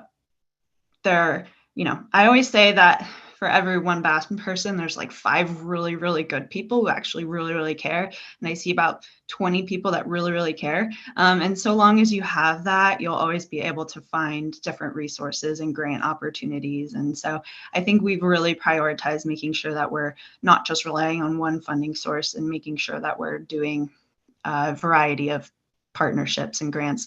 Is that fair to say, Janine and Marlene? Yes, thank you. We currently don't receive any federal funding and certainly don't plan on applying for any time soon. So thank you for the question, though.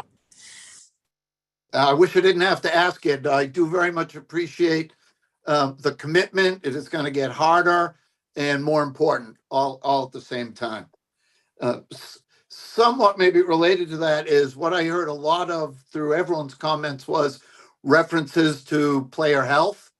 And I know that is going to make Mark Vanderlinden very, very, very, very happy, because that is something, in terms of change in tone, change of approach, that's important. And it's great to see, the recognition of the broad public health implications of gaming. And one last ask, I suppose, I heard reference to some tabling done outside the operators. I can tell you from my community, and I think this is true across the Commonwealth, that particularly among parents, there is a great deal of hunger, a great deal of interest in learning more about, in particular, how sports gaming works. They see it every day on the ground with their kids. To the extent we can strategize about that and expand getting the message out to parents so that we can help their kids navigate a very challenging marketplace, that would be terrific. Again, thank you for the presentation and for your terrific work. Thank you so much. Commissioner Broder. Commissioners, anything else? Marlene, I hope you're not driving. Okay, she just told me no. All right. Okay. Chair Maynard, can I just say 2 things? One is there's a lot of reference to Dr. Malkin and some reference to Dr. Wall, both of whom have done different types of evaluation of the GameSense program. It really speaks to our commitment to paying attention to findings of evaluations and implementing those as best we can. And it goes back to the GameSense Champion Awards, that one of the key takeaways from Dr. Wall's evaluation was, GameSense has a limited and a small footprint in any of our casinos and gaming in general, and really bringing casino staff in and recognizing them as sort of colleagues in this work to promote RG or promote player health is really important. Your work to commitment to making sure that we write from the Gaming Commission, that we recognize that, and that goes out to staff at each of these casinos is great. But it really, we're paying attention to the evaluation. So the second point, Long was out on vacation last week, and so Bonnie and I covered the voluntary self-exclusion program, which is always really eye-opening. And I had my own magic moment speaking with an individual who was at the end of his voluntary self-exclusion and wanted information about the reinstatement session, and just went out of his way to just recognize how important the GameSense program was, and what the great program the VSE voluntary self-exclusion program is as well. A nice conversation and reinforcement. I don't oftentimes get a chance to engage with patrons, and really appreciate the opportunity to do so.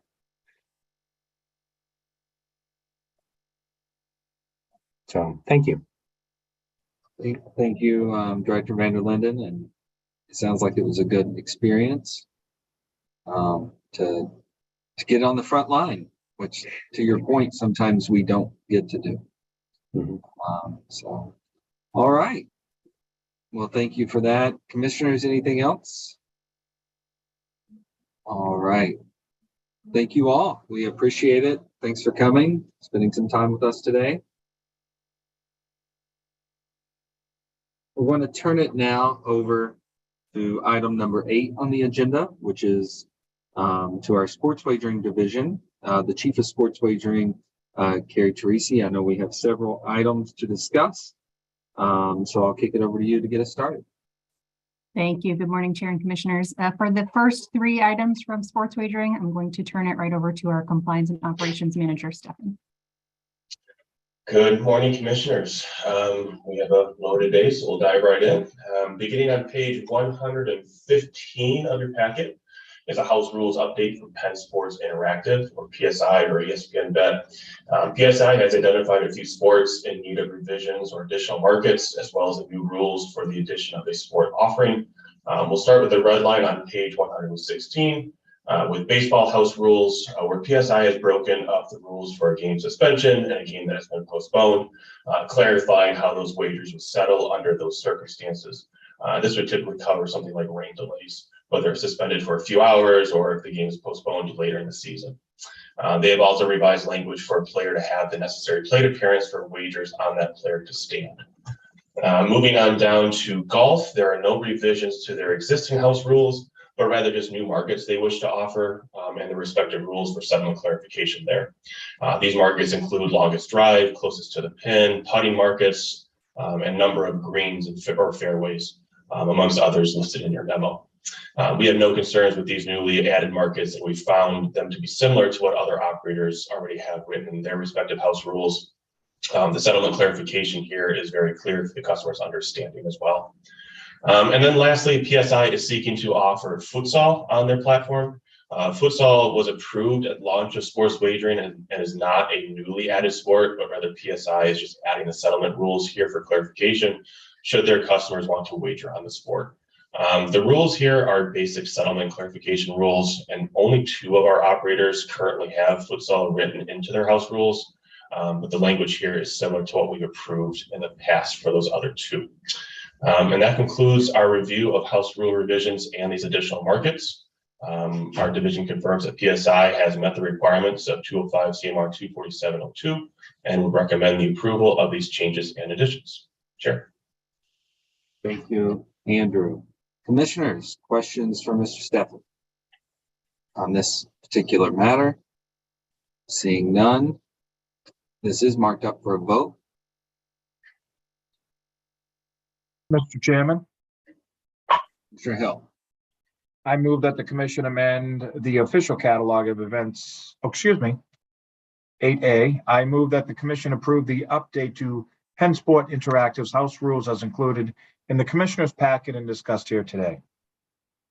Second. Thank you, Commissioner O'Brien. Aye. Commissioner Hill. Aye. Commissioner Skinner. Aye. Commissioner Broder. Yes. And I vote yes, 5-0. All right. Looks like we have another matter here. Yep, up next, beginning on page 118 of your packet is an event petition submitted by FanDuel to include the Professional Women's Hockey League, or the PWHL, to our event catalog. And commissioners, you may remember this league being petitioned nearly a year ago by Fanatics. And while the league was conditionally approved, to our knowledge, that condition was never met.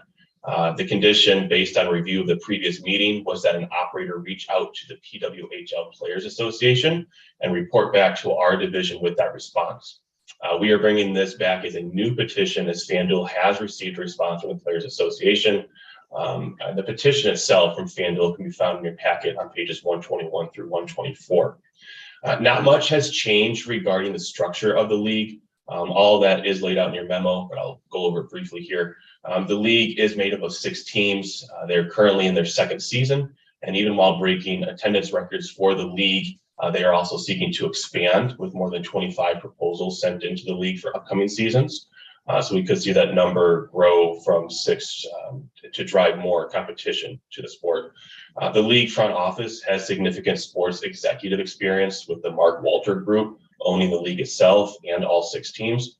Mark Walter is also the owner of Chelsea Football Club and the chairman of the Los Angeles Dodgers. The advisory board is made up of Billie Jean King, Alana Kloss, and Stan Kasten. And then lastly, the Players Association Executive Director, Brian Burke, has significant front office experience in the NHL, winning a Stanley Cup in 2007. Broadcast partners are also expanding. You can see a few listed in your memo, but they are expanding to multiple online streaming services as well. Hockey offerings in Massachusetts are currently limited to the 4 options of the NHL, AHL, NCAA, and sanctions and events sanctioned by the International Ice Hockey Federation, or the IIHF. And speaking of the IIHF, FanDuel states in their petition that the PWHL is in the final stages of producing an integrity policy in conjunction with Sport Radar. However, until that is finalized, the PWHL is adhering to the IIHF integrity policy. And that entire integrity policy can actually be found on pages 125 through 216 of the packet. And with the IIHF being approved already in our event catalog, we do not see any concerns with their integrity policy. And then lastly here, getting back to the Players Association response, FanDuel had informed the PWHL of their intention to petition the league to gaming jurisdictions. Within the petition in your memo, FanDuel confirmed the PWHL was first contacted on April 22nd of last year. And then a day later, FanDuel reached out to individuals representing the PWHL Players Association to inform them of their intention to offer the league for wagering. FanDuel confirmed with our division that the Players Association has been informed of this petition, and that the Players Association has chosen to remain neutral, neither objecting nor endorsing the petition. However, FanDuel has confirmed that as of January 6, 2025, they have received approval to offer the PWHL in a total of 19 of their operating jurisdictions. You can see those listed out in your memo, and the entire list is within the event petition form in your packet. That concludes our review of this event petition by FanDuel. We are joined again by FanDuel Trading Compliance Manager Chris Black to help answer any questions from their end. However, our division confirms all the requirements have been met pursuant to 205 CMR 24703. We have also confirmed FanDuel has met the condition to reach out to the Players Association and that they have received that response.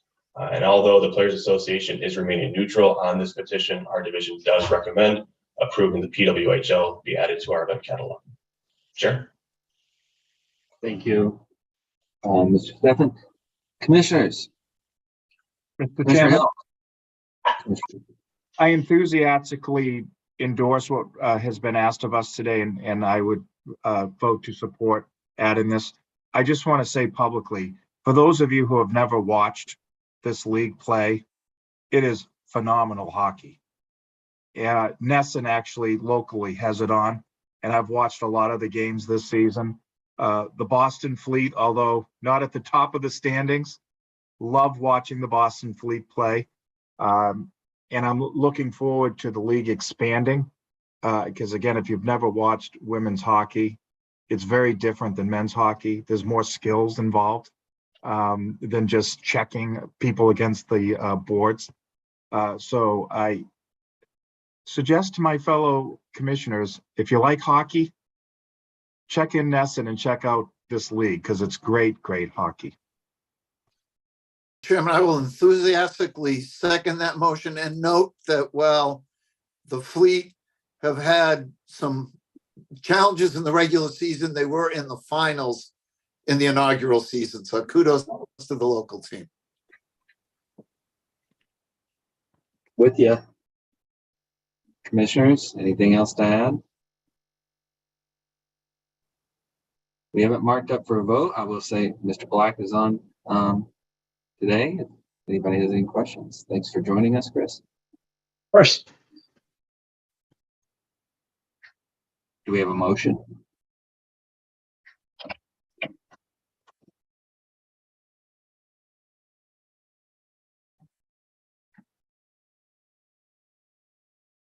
I didn't want to hog all of them, but Mr. Chairman, I move that the commission amend the official catalog of events and wages to include the Professional Women's Hockey League as included in the commissioner's packet and discussed here today. Second. All right, Commissioner O'Brien. Aye. Commissioner Hill. Aye. Commissioner Skinner. Aye. Commissioner Broder. Yes. And I vote yes, 5-0. And Commissioner Hill, you weren't hogging it because with that great intro, you had to take that one. So. All right. Thank you, Chris, and thank you, FanDuel, for working with us on this one. Of course. Thank you, commissioners. All right. What's next? Cruising along. Up next, beginning on page 217 of your packet. This is research that our division conducted on exhibition matches, as well as providing some options for the commissioners to consider for updated language to our event catalog if you desire. This came as a request from the commissioners as it somewhat relates to the Mike Tyson-Jake Paul boxing match that occurred last month, I believe. And before I proceed, I first want to point out that the Tyson-Paul fight was a professionally ranked match. The fight went on their professional records, and the fight was sanctioned by a governing body, which falls under the umbrella of our approved boxing leagues. This was not classified as an exhibition match. However, we will be bringing back that event to the commissioners at a later date to provide more information, sort of a debrief of the match.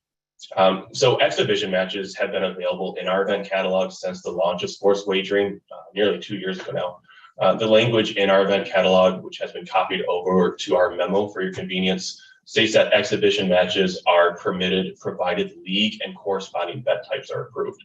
And what that means is an exhibition match may be offered for wagering on any sport or league in our event catalog.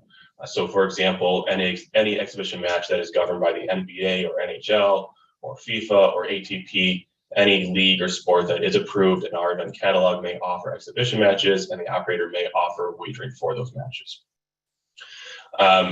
A little deeper example, and you'll see this in your memo, soccer friendlies may be considered exhibition matches as it doesn't count towards any season or tournament records. It could just be a tune-up before the season or the tournament actually starts. And that'll lead into a potential definition here. Written out in your memo, an exhibition match may be defined as a sporting event which takes place outside of the preseason, regular season, or postseason, and has no impact on the team or individual rankings. Sometimes they can be classified as non-competitive games or events where there's more of a focus on entertainment, practice, or even charity, rather than winning or advancing yourself or the team. Looking down at some further examples, we can see some more specific examples of exhibition matches. And I've noted which ones are not approved in our event catalog. Just thought I'd share some of these more prominent examples you may have heard of. And you can see the soccer example again listed there. Friendlies could fall under that focus on practice classification of exhibition matches. The Globetrotters basketball games are not approved for wagering in our catalog. However, they are a well-known group that plays in exhibition matches. In our event catalog, we have an exhibition event titled The Match, which is not sanctioned or governed by the PGA or other major golfing bodies. However, it is approved for wagering. Similarly, the newly formed Showdown Series is another exhibition series of golfing events. However, that is currently not approved in our event catalog. Moving on from examples, our team researched nearly all available event catalogs across the legal sports wagering jurisdictions in the United States. And what we found is how exhibition matches are managed really do vary from state to state. And from here to talk on that a little more, I'll turn it over to our compliance officer, Griffin Minuti, who will talk about some of the research conducted and highlight some of the states that gave inspiration to a few of the options that we'll discuss in a moment. Griffin? Thanks, Andrew, and good morning, commissioners and chair. As discussed, the Sports Wagering Division conducted research into the wagering policy for exhibition sporting events in other jurisdictions for the Commission's consideration. In summary, our research has found that any given jurisdiction's policy regarding exhibition event wagering will be found at the regulatory level and can be classified under one of three general categories, those being in order from least to most prevalent, outright prohibited, conditionally permitted, or unspecified policy. Outright prohibited jurisdictions specifically do not allow for wagering on exhibition events, and only 2 states were found to have this type of policy. Conditionally permitted jurisdictions are those that will allow for wagering on exhibition events, but outline stipulations for their approval and typically require a petition. 10 of the states reviewed were found to fall into this category, which is the second largest grouping. Nebraska, Colorado, and Maryland are examples of this policy type, wherein all 3 states allow for operators to petition for the allowance of exhibition events, but with the condition that combat sport exhibition events, such as in MMA or boxing, are never applicable for approval. Indiana, in particular, was found to have highly specific stipulations surrounding combat sport exhibitions, such as boxing glove weight specifications, or the requirement for boxing exhibitions to result in no decision outcome. And then finally, unspecified policy jurisdictions are those that were not found to outline specific requirements for exhibition wagering, and therefore exhibition wagering must only adhere to their general wagering policies and regulations, such as is the case with Massachusetts currently. 25 of the 37 states investigated fall into this category, making it the largest grouping of findings. And with that, I'll hand the discussion back over to our division manager.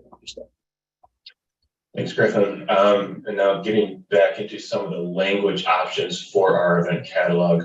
We've placed these in order from least restrictive to the most restrictive. Starting with the least restrictive, option number 1 is to do nothing. Make no changes to our event catalog and continue to allow wagers on exhibition matches for all approved leagues. Option number 2, and you'll see them becoming more and more restrictive, is to restrict exhibition matches for combat sports only, however, allowing operators the opportunity to petition the exhibition match they wish to offer. Option number 3 is to restrict exhibition matches for all approved leagues, regardless of sport, however, allowing operators the opportunity to petition what they wish to offer. Option number 4, which was inspired by those 3 states highlighted in your memo, is to restrict exhibition matches for all approved leagues and sports, however, allow operators the opportunity to petition what they wish, except for combat sports. Combat sport exhibitions would not be permitted and would not be available to petition by our operators. And then the last option, the most restrictive, is to not allow exhibition matches at all and not allow our operators the opportunity to petition for exhibition matches regardless of sport. This is not an exhaustive list. We could craft endless options, adding in different sports or leagues or any other restrictions you wish to discuss. But based on any feedback today, we can certainly come back with further options if necessary. Commissioners, this item is not marked up for a vote today. However, we'll leave that to you on how you wish to proceed. That concludes our research here today, and we'd be happy to help answer any questions as we can. Chair. Thank you, Andrew. Commissioners, there's a lot of information there. Mr. Chairman, I have a clarifying question, please. Commissioner Hill. So under current regulations, we would allow, let me just get our information up here. Under 1, make no changes to the event catalog, continue to allow wagers to be placed. So that's if we do nothing today. My clarifying question is this: should something come before us, do we have the opportunity through our regulations to look at an event and say no under current regulations? I can hop in there. Absolutely. The commission has the authority to review any events that you would like and exclude from the catalog. That's, if you recall, that's sort of what we did with the Tyson Paul event. That didn't come to you because it would have been excluded from the catalog. It came simply because we heard that there had been some changes and other states were reviewing it. It was authorized under the catalog, but we brought it to you for discussion in the event that you wanted to proactively exclude. So it would be the same type of scenario. So just starting the conversation, I would be inclined to keep things as is, because I do have the opportunity under our current regulations to say no to something should I think it was of concern. So I'll start the conversation like that, Mr. Chairman. Thank you, Commissioner Hill. Commissioner O'Brien? Yeah, so I'll jump in, and I want to thank staff. I think I was the one that specifically asked us to do a deeper dive on this following the Tyson Paul fight. I would be inclined to do 2 or 3. The only reason we knew about that is because staff happened upon it and came to us. And I really do not want to put the onus of checking for these things to fall on staff. I don't think that it's an effective way to do it. So I do have concerns about, it's like some of these other states, the boxing and the MMA exhibition. I think exhibition games, and maybe it's just what I did as a kid, but I think of like the preseason games that you would do maybe outside your league. They're not going to affect your standing. You're kind of getting the cobwebs out. I don't necessarily think we need to ban those and have them come and ask for those. But I do have concerns about sort of these one-offs. There were changes to that structure. Again, we only knew about it because staff heard about it and then kind of raced to understand it before it happened. I would rather that we have a reg that puts the onus on the operators to come and flag these for us for review. And Commissioner Hill, while we have the authority, my concern is the actual implementation puts a lot of onus on our staff to be sniffing around for these things, and I'd rather it be on the operator. So to continue the conversation, I'm thinking 2 or 3, and if there's further conversation, really love to hear from staff about, or anyone else, on the requirement that the people be professionally ranked as participants or not. Thank you, Commissioner O'Brien. Commissioner Skinner, I see your mic is off. I wanted to jump into this just based on what I think Commissioner Hill suggested, because I do agree with Commissioner O'Brien that it would probably be a huge responsibility for our sports wagering division to monitor these kinds of events. And I wanted to just pose the question to them, what would that look like for you? I mean, is there a way to identify any exhibition match that may rise to the level of the concerns that were raised in connection with the Tyson Paul fight? That's my first question. But then I also wanted to hone in on the current catalog language, specifically where it says that exhibitions, etc., are permitted provided the league and corresponding bet types are approved. And it's that latter phrase that I am asking us to, sports wagering and legal perhaps, to just kind of clarify, because one of the things that remains a bit gray for me is when you're talking about the examples of exhibition matches, for instance, a Globetrotters game, and that caught my attention because I used to take my kids to those when they were younger. But what outcomes could potentially be wagered on in that kind of an exhibition? So that just, I'm trying to understand what it is we're talking about when we're talking about wagers placed relative to certain exhibitions, particularly where there's no ranking, a winner isn't declared. What does that look like? Yeah, so you could place a wager essentially on an exhibition match that's approved in our catalog on like you would any other wager. So if you're just looking at a regular season NBA basketball game, for example, any wager that they have available, if there's an exhibition match for a basketball game governed by the NBA, you can also make those same wagers on that match. But again, where there's no winner declared, what does that look like? Does a state, I don't know where a state says no winner is declared. Well, so, I mean, I'm just, and maybe I'm looking at this wrong. The second example, the second bullet that you have here, the Mayweather Logan Paul fight where there was no winner declared. I mean, I know there are varying types of exhibitions, but I'm trying to understand what it is we're focused on when we talk about wagers being placed on these kinds of events, and then what that means with respect to the language that I just read from in the catalog today, provided the league and corresponding bet types are approved. Like, I'm just interested in what that process is relative to, I mean, relative to the league approval, well, relative to the bet type approval. I'm trying to understand just what a typical review of these events might look like from our perspective in order to understand whether they're approved or not. Yeah, that's something that maybe our sports wagering can come back with a deeper dive on some of these, like some more examples of exhibition matches. This combat sports, the Mayweather Logan Paul fight was just an example I found online. I don't recall where this was taking place, but in the article, it stated that an exhibition match that there was no outcome, and perhaps this was in 2021. Perhaps there was no wagering on this event, and perhaps operators did not offer this event in their operating jurisdictions at that time. I don't have the full details. It's just an example I pulled from the internet. But we can do some more research on more examples as well. That was before we even passed. Right. Okay. Right. But see, the trouble I'm having is, so another example that I said noted earlier, the Globetrotters game, where it's more for entertainment purposes.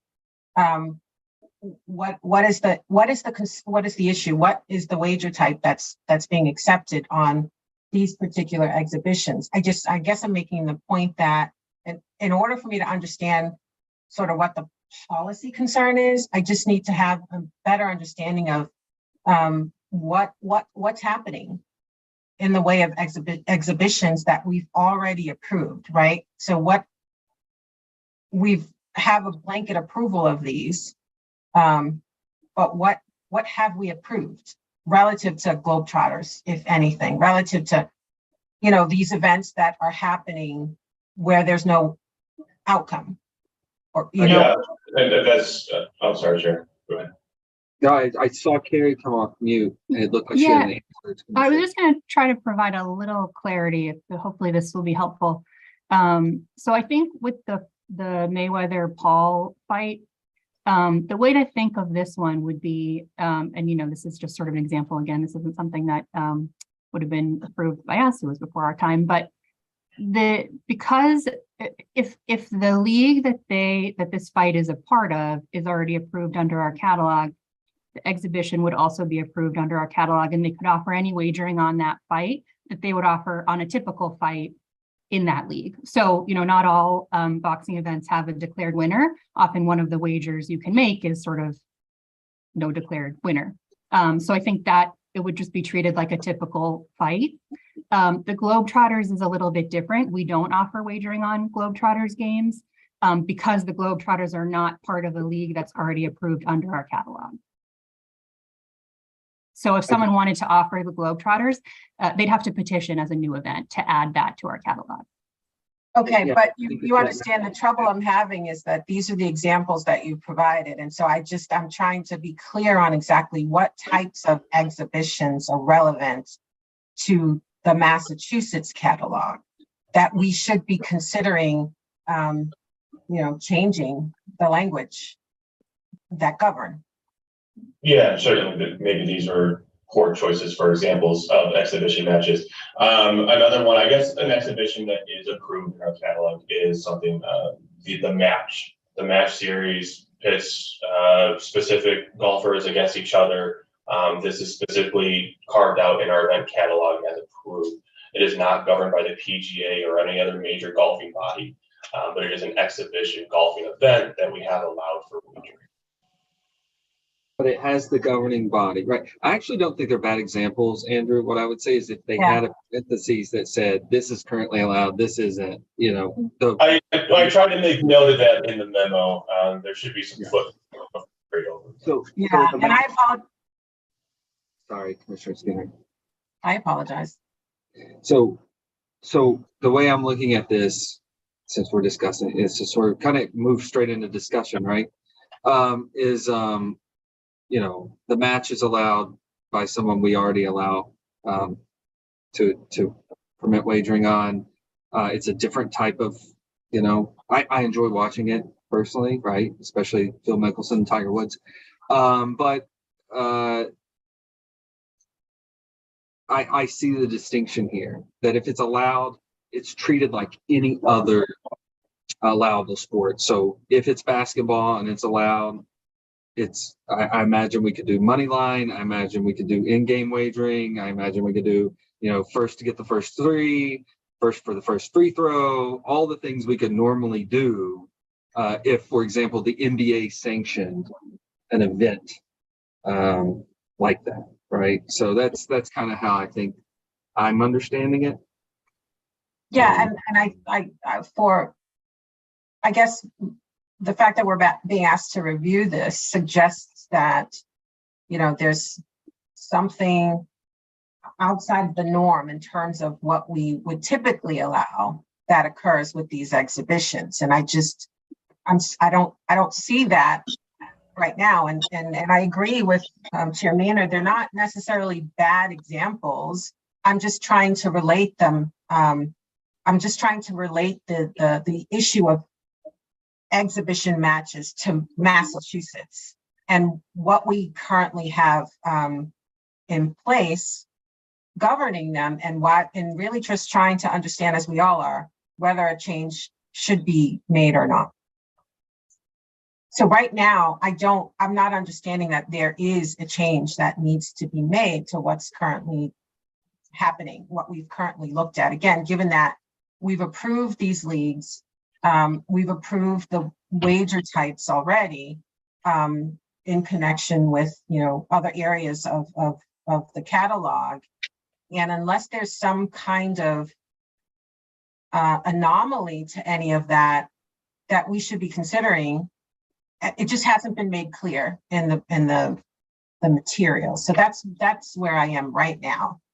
Well, Commissioner Skinner, just to be clear, we, the Sports Wagering Division we're not independently bringing this and suggesting that the commission make a change. We were asked to look at this by Commissioner O'Brien and sort of to provide some options if you wanted to change your policy position on this. Right. And as I said before, the reason I brought it up after the Tyson Paul query that we had is we didn't even know about it necessarily, right? Sports wagering found out about it. They knew some jurisdictions were not going to allow it. Then we started to ask questions about changes, right? So you've got integrity, you've got rules that the league usually has in terms of the weight of the glove, the time of the rounds, that sort of thing. We did not find issue in that particular circumstance, but that's when it came to my attention that our default of go ahead and do it, if it falls generally under this rubric, might be a little too broad. And so what does that mean? And would we want to have circumstances that we flag, as some jurisdictions have done, to say, you know what, you're going to have to come in front of us on those. The pre-exhibition games and football and basketball and everything else, you know, I don't necessarily have concern with that. For the most part, as the chair said, they're sanctioned by the league. Some of these one-offs that go off on their own that are kind of trying to tether themselves back, I'm not so sure those should be automatic. I think there should be some trigger and onus on the operator to come to sports wagering and say, hey, this is a little unusual, we want to do it. And I think the Tyson Paul being an example of that, not that they should necessarily be banned flat out, but again, I don't think that onus should be on sports wagering, our team with all they have on their plate to have to suss those out for us. Could I just add one? I'm sorry, Commissioner Skinner. But can I just say, you know, not just regarding the work that the Sports Wagering Division has put into this, I just don't see the material as quite answering the question that Commissioner O'Brien, the questions that she's raised. I'm not seeing the connection, because if we're talking about different rules none of the material speaks to that. Well, I think that's what I was just about to say. So Commissioner O'Brien asked us to look at a few different things, and we sort of bifurcated them. So this is the discussion just of exhibitions, which the Tyson Paul fight was not technically. We are also looking at, on a separate track, what happens when there's a change to rules, how we might hear about it, what the commission might want to do, but that requires a lot more research and is going to be much more time consuming for us to bring back to the commission for review. So we are anticipating bringing that in the future as well. And that would be more where the Tyson Paul fight would have fallen. And that is what we did. You know, we learned there were changes to rules and we brought it for the commission to review. So there's sort of two separate things, this sort of narrower exhibition piece, and then the more broad just changes to rules generally. So I don't see an issue with keeping the language that we have currently relative to exhibitions. Thank you, Commissioner Skinner. So we've heard from all the commissioners except Commissioner Broder, and then I would like to kind of put my 2 cents in, and they're probably not even worth 2 cents, but Commissioner Broder. Thank you, Mr. Chairman. I think I'm at the same place as Commissioner Hill, and I think Commissioner Skinner as well. I think right now, given the nature of the supervision that's already out there in terms of the leagues and that kind of overarching review, I'm comfortable with where we're at. I'm not sure the Tyson Paul thing has certainly piqued our interest, and I think there's naturally an inclination to go with combat sports because they're violent, that there may be some more concern on a case-by-case basis. But I do think the prominent ones that do, command the public's attention, that make for interesting sports wagering thing, are probably gonna bubble up. Like the Tyson Paul thing was a big deal, and a lot of folks knew about it, right? I suspect, so my comfort level is probably the same level as Commissioner Hill's, where we do have that ability when things arise to put that scrutiny on it, but I don't want to, create a process that could also put a lot more work on our sports wagering folks to, open up a new significant pile of events that they have to take a look at and come to us with recommendations. Thank you. And Commissioner Skinner, I see your mic's off, but if you'll allow me just a second. I heard Griffin say that we're in line with 25 other jurisdictions. I think the staff did the right thing here, which was something didn't pass the smell test. Let's be clear. This was clearly allowable, not even as an exhibition, but under the regular rules, right? They brought something to us on top of what they even needed to bring to us. And so I want to commend them for doing that and say that I think it worked. We did have a conversation about it. I'm worried about the illegal market, right? These events naturally attract a lot of people, and the people in the Commonwealth are going to bet on them. That is my belief. And so whether they're going to go to the north, whether they're going to go to the south, or whether they're going to go to an online website that they shouldn't go to, you should always check for our seal of approval when you're gambling or sports wagering. That's another reason I think I would keep it as is. And the other is what Commissioner Broder just said. Yeah, it would be tough on our sports wagering team. It's also tough on the operators. And let me say this, we're already one of the most restrictive jurisdictions in the country. We're already a place that demands the highest standards. I think what we have in place today is already hitting those standards. And so I wouldn't put an additional burden on the operator to have to come to us with, an amount of paperwork asking to come before the commission every time something like this happened. I think that our team will suss out when there's a problem that needs to rise to us. And the other thing is all 5 of us can independently bring it, is my understanding on the regulations. I can literally put something on the agenda tomorrow if I think that it doesn't look right to me that we should be wagering on it in Massachusetts. So for all those reasons, I would join what I hear is to clearly, there seems to me to be a majority. And with that, Commissioner Skinner, I know your mic's off. Yeah, I just wanted to, I had an initial question that I posed to sports wagering relative to any burden that they might have with bringing these events to us proactively, that given where I landed, I will withdraw. So do we have consensus on that? On keeping this the same under option one?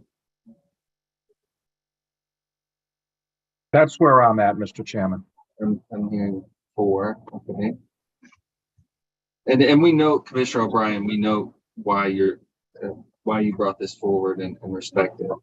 Yeah, and to respond to some of what you said, Chair Maynard, we've had issues where sometimes the operators, don't even know what's in their catalog. And so I have concerns about saying, the onus is on them. If they're offering it, they should know they're offering it. So that doesn't hold a lot of water with me.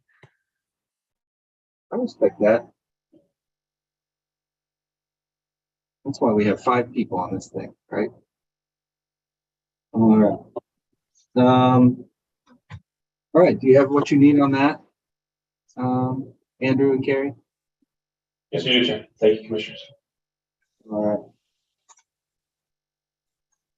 Looks like we're going to go to sub-item D.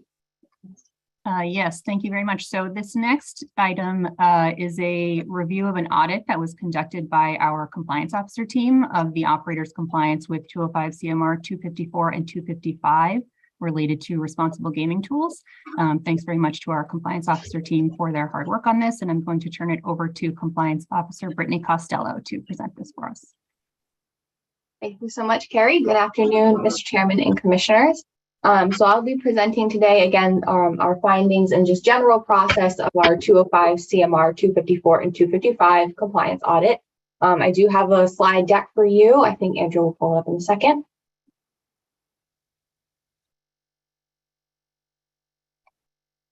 Can everyone see just the main slide?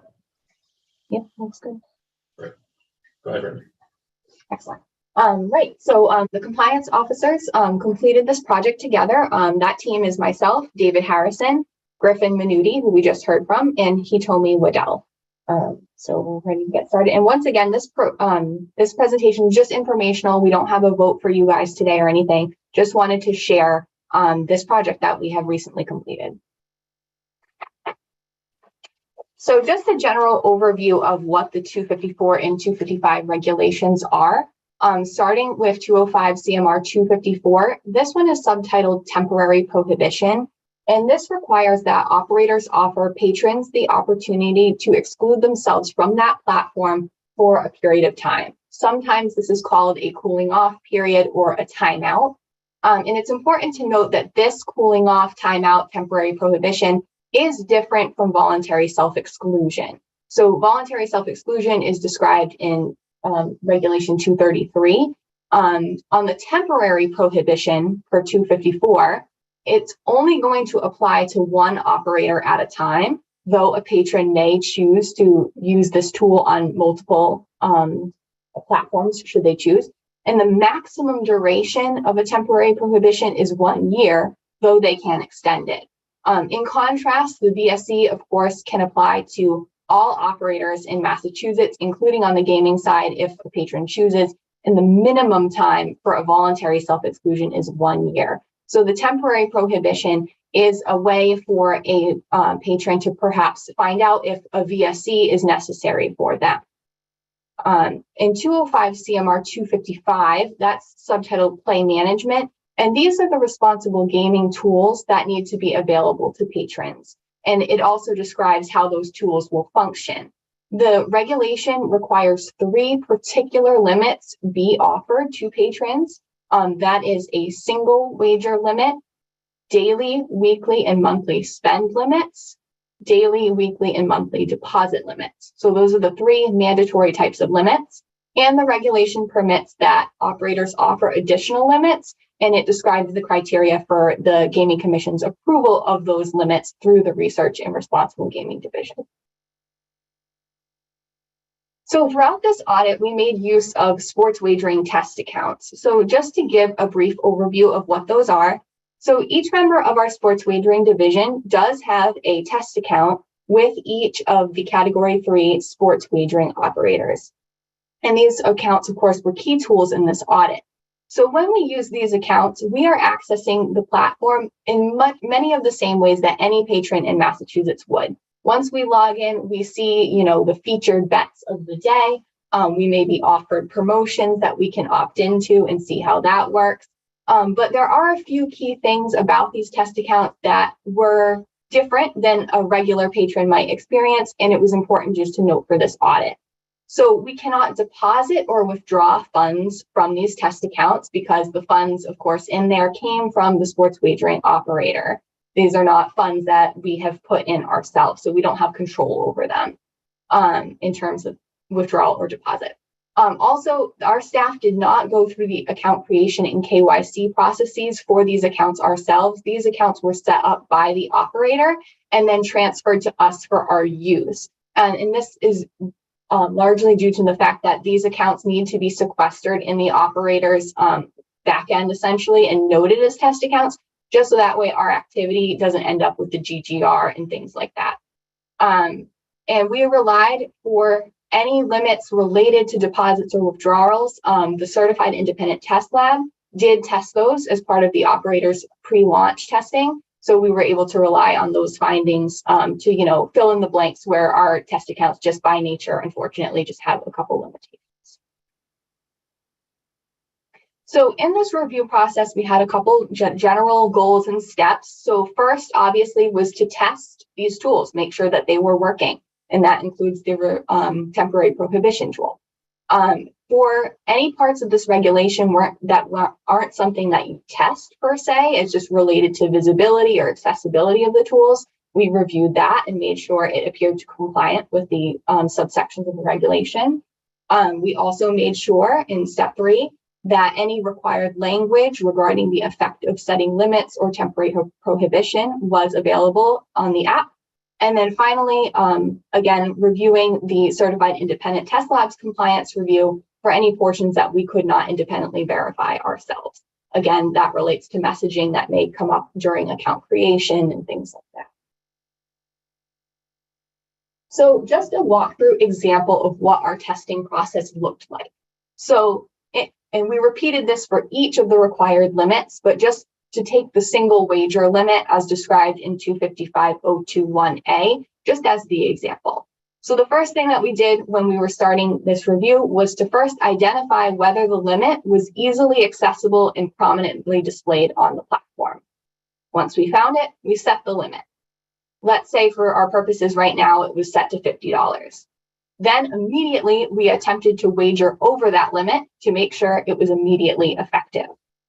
Then we edited the limit to be less restrictive, say increase it to an $100 spend limit.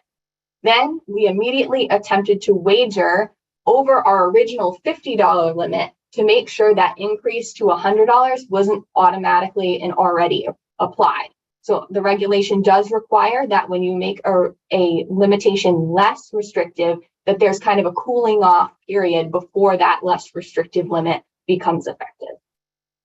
Once the time period had passed that less restrictive limit was eligible to become effective, we made sure that the appropriate prompt appeared to make sure that we were reaffirming that we would like to increase the limit. Then once that new increased limit was effective, we made the limit more restrictive again, and that is to make sure that making the limit more restrictive became immediately effective. Any questions about our process at all? Okay. No. Being none? No. All right, so then we had some key findings in this review, of course. So we found that all operators were offering the temporary prohibition option as required in 254, and the feature was functioning as described by the regulation. We found that all but one operator had the responsible gaming tools and limits required in 255.021A through C. And all these tools were found to be functioning as described by the regulation.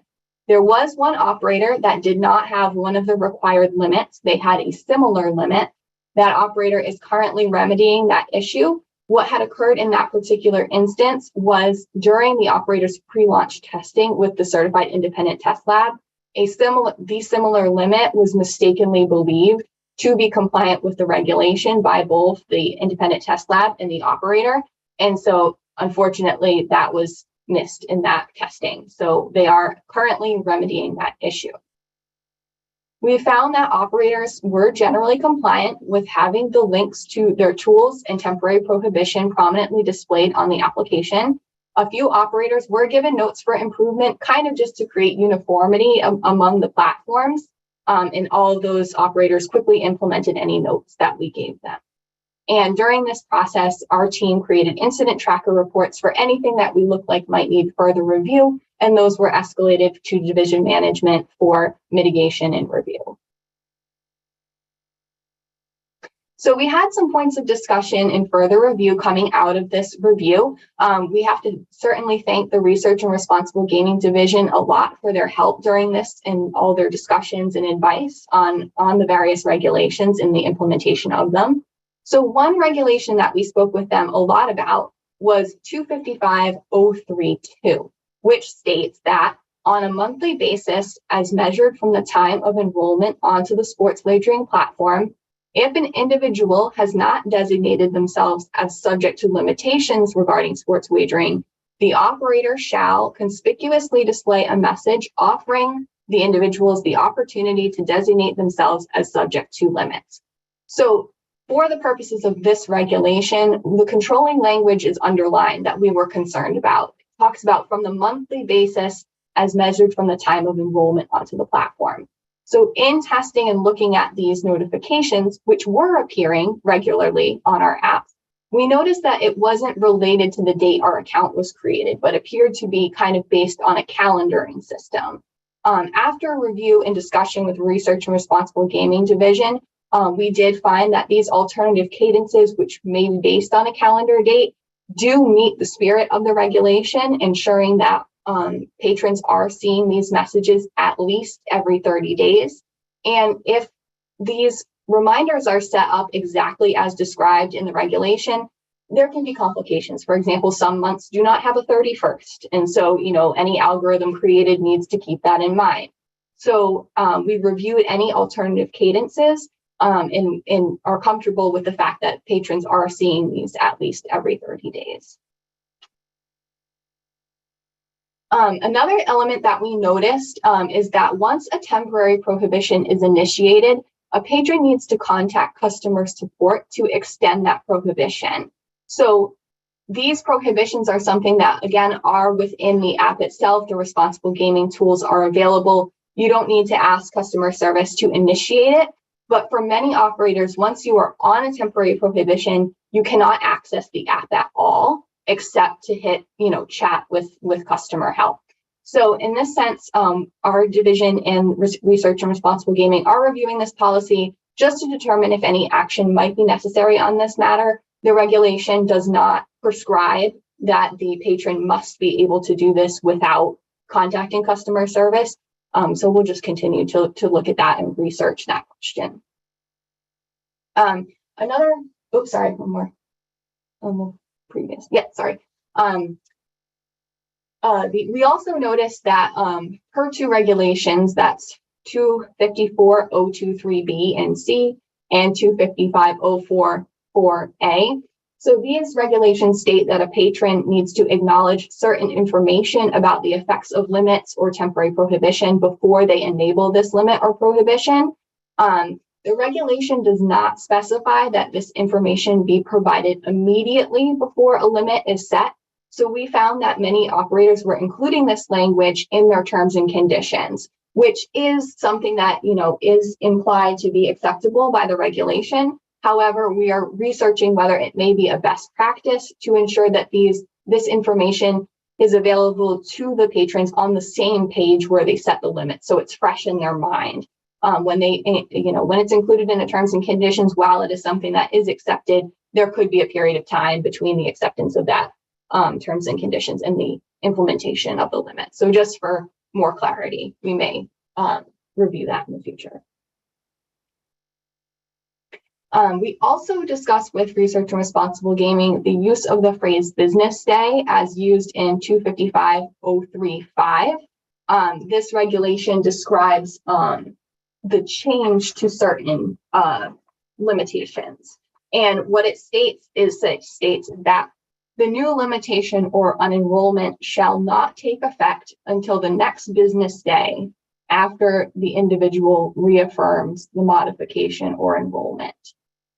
So in consultation with the Research and Responsible Gaming Division, it appears that instead of the word business day, the word gaming day might be more appropriate for this regulation. So at a later date, we may propose an update to this regulation just to clarify that language going forward. We also noticed a couple of regulations that use the phrase prominently displayed or conspicuously displayed. And for the purposes of this review, to determine whether something was prominent or conspicuous, we kind of compared that information across platforms to determine how many clicks or scrolls we needed to take to find information, including considering whether the information was available in the app's permanent header or permanent footer. And we will continue to consult with the Commission as needed and provide guidance to operators on meeting this criteria for anything that needs to be prominent or conspicuous going forward. And finally, just as a note, so this audit focused on our Category 3 mobile operators platforms. In the future, we may need to revisit these regulations, both 254 and 255, as they may relate to Category 1 operators who have relationships proprietary with Category 3 operators as well. So in the future, we will conduct a regulation review with a focus on Category 1 operators. So just as breakdown conclusions, so again, the division will continue to monitor operators' compliance with these regulations, including a review for how the regulations might become applicable to Category 1 operators. The review found that the operators were generally compliant with offering the gaming tools, and the tools were functioning as directed. And the review identified a few opportunities to clarify some regulation language, which can be addressed at a later date. So thank you so much, Mr. Chair, Commissioners, for your time. We also would like to thank as well the Research and Responsible Gaming Division for their, again, help and guidance as we review the regulations and conduct the review. Thank you, Brittany. And this is the first time I can remember you presenting, so thank you for doing that. It went great. Commissioners, sounds like we're gonna maybe have to do some clarification in the future, but comments, questions? Mr. Chairman, if I may. Mr. Broder. Brittany, great job. Never know it was your first time. That is for sure. A question about the bet limits, because you tested a lot of scenarios, and there's one I didn't hear that I'm just curious about. Say a patron sets a bet limit of $50 and then tries to essentially double bet or put more than one bet on the game so that they, I'll use an example, two $30 bets, which would in the aggregate go over that $50 limit. Is that something that is controlled for, as far as you know? Yeah, so that would be controlled through not from a single wager limit, but perhaps from a daily, weekly, or monthly spend limit that would address that scenario. Got it. And a thing about the temporary self-exclusion that I thought I heard before today that I want to run by you is, so folks can do that for a set period of time, say a year. Do they have to proactively go through some kind of a process to reactivate, or does that happen automatically? So when it's done through a Category 3 operator through a 254 temporary cooldown, they will be eligible to sign into the app immediately upon the expiration of that cooldown. So during our testing, we often did like a 3-day cooldown. And then, yes, when we on the third day attempted, of course, we did attempt to sign in prior to the expiration of the third day. Yep, and for sure. But yes, on the third day, yes, you are greeted with a pop-up that says, your cooldown is over. Are you sure you want to, rejoin the app? And there's usually also links to additional responsible gaming resources at that time as well. Got it.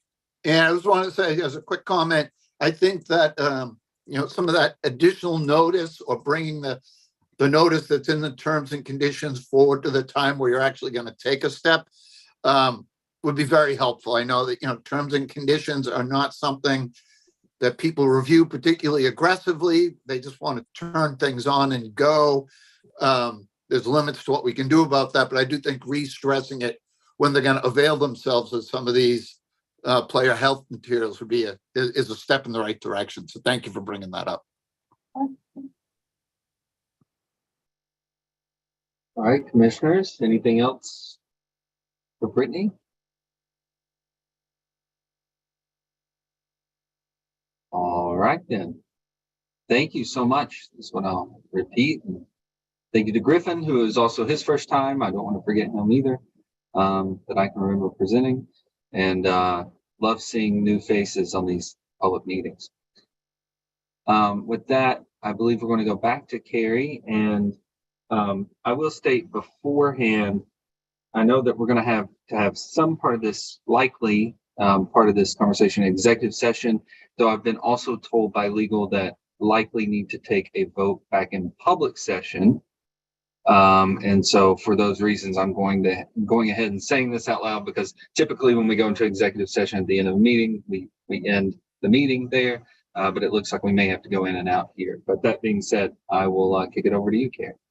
Yes, thank you. So our last item today is FanDuel's request to use alternate methods of KYC pursuant to 205 CMR 248.044. So before we move into executive session, I'll just set the stage a little bit here. 205 CMR 248.044 requires that sports wagering operators use identity authentication questions at the time of account creation, also known as KBA or knowledge-based authentication questions. If an operator wants to use something other than KBA, that alternate method is required to come to the commission for approval. FanDuel does use KBA, but they use it as part of a multi-step process, meaning that some but not all patrons would reach that KBA step of the process. And because of that, the first step of the process that they use, called device authentication, needs to be approved by the commission.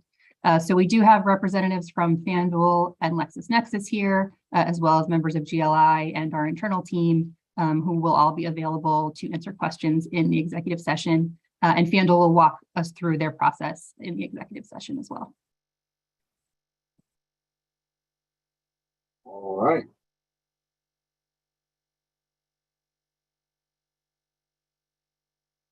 So is that as much as we're going to be able to say publicly, Carrie, before I read some language into the record and we take a vote? I think that's right. Yes, thank you. All right, just wanted to make sure.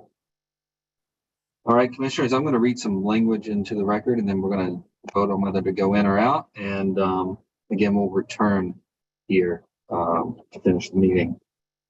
The commission anticipates that it will convene in an executive session in conjunction with its review of FanDuel's methods of KYC in accordance with General Law Chapter 30A, Section 21A7, and General Law Chapter 4, Section 726N, to review certain materials in connections with the sports wagering operators' processes and parameters during account creation related to customer verification and authentication. As these matters relate to cybersecurity within the Commonwealth and the public discussion of disclosure of which is likely to jeopardize public safety or cyber security. Would we like to enter an executive session? I move we go into executive session for the matter and for the reasons just stated by the chair. Second. Thank you. Commissioner O'Brien?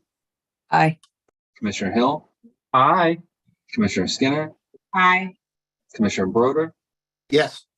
And I vote yes. So I believe we will be moved over, and to the public, we will return back to this session.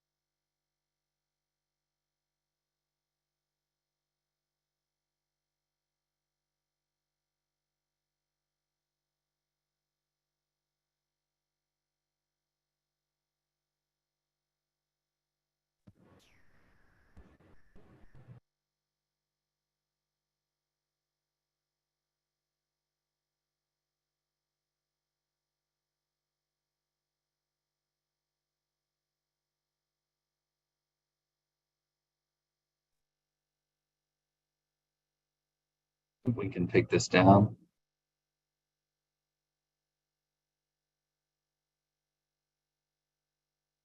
Okay, we're returning into public session after a discussion under item number 8, sub-item E, where we were able to have a conversation with FanDuel. With that, commissioners, do we have any questions or comments suited for public consumption? Do we have a motion?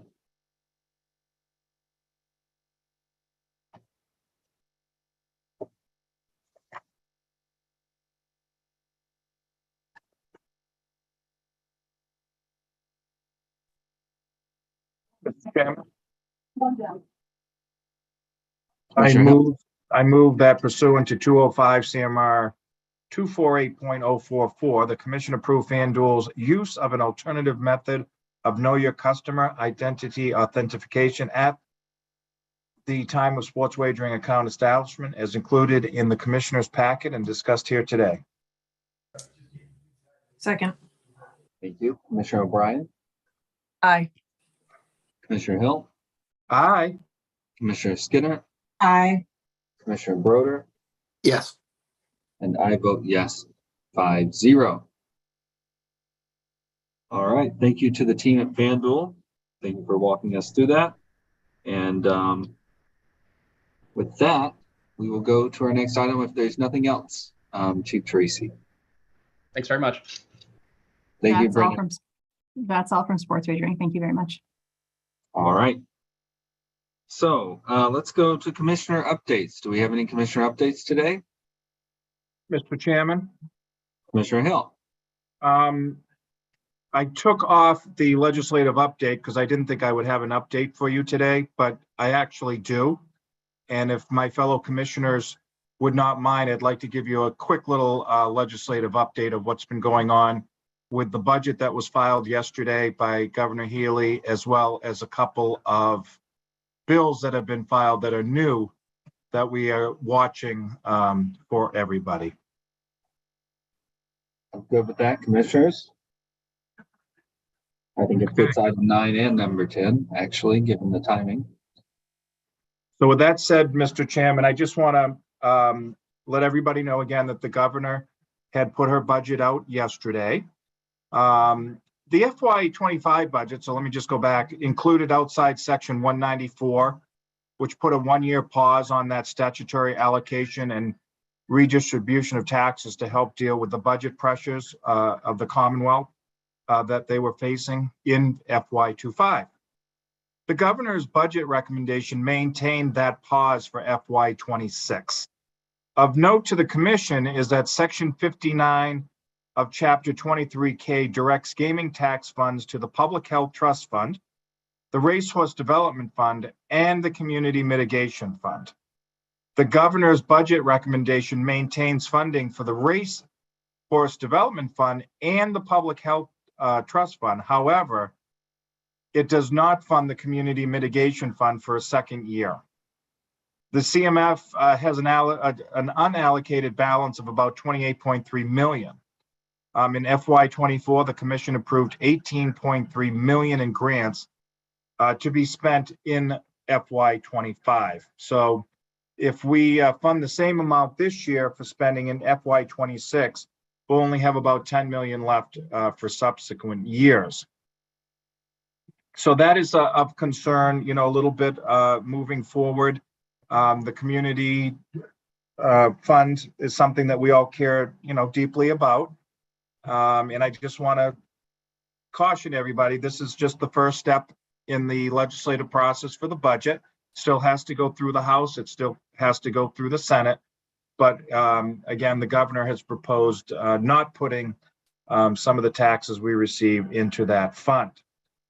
Also, last Friday, January 17th, it was the bill filing deadline for the House and the Senate. And there were many bills that had been filed that were very similar to past years, allowing slot machines and veteran organizations, allowing Category 2 licenses to have table games and slot machines, responsible gaming related changes. Online gaming has once again been put forth. And of course, some bills affecting thoroughbred breeding, racing, and things of that sort. However, there were a couple of new bills that were filed that I think we're going to have to just keep an eye out. One would create a Region D area, which would be in the Worcester area for to have a casino. Changes, of course, to the fund and the tax distribution. There's been a couple of bills that would do that. There is a big bill that we're concerned about that would transfer $10 million from the RHDF to the Community Preservation Trust Fund. We also have seen a bill that would allow peer-to-peer card rooms at licensed pari-mutuel facilities that would be overseen by the Racing Division. Consumer protections from sports betting. There is a bill that would ban horse racing here in the Commonwealth, and also allowing a designation smoking bar in gaming establishments. So this has all happened over the past week. And I just wanted to give you a quick update of some of the things that we saw. I've been working with Derek and Grace and others throughout the agency, to go through all the bills and the budget. Should there be anything else further, I, of course, will come before you. But I think there are some bills that we're going to have to watch moving forward. And certainly the budget is something with this year 2 issue with the community mitigation fund that we all have to just keep an eye out for, and possibly have further discussions on how we're going to move forward should this move forward as written. So thank you, Mr. Chairman, for allowing me to use the commissioner's update for this update, but I thought it was important that we all be on the same page sooner rather than later. Thank you. Thank you, Commissioner Hill. Commissioners. Commissioner A Brewer? quick one, Mr. Chairman. Absolutely. I just wanted to thank the staff and the organizers of the Martin Luther King Day breakfast. Several of us had the opportunity to attend. It was a terrific event.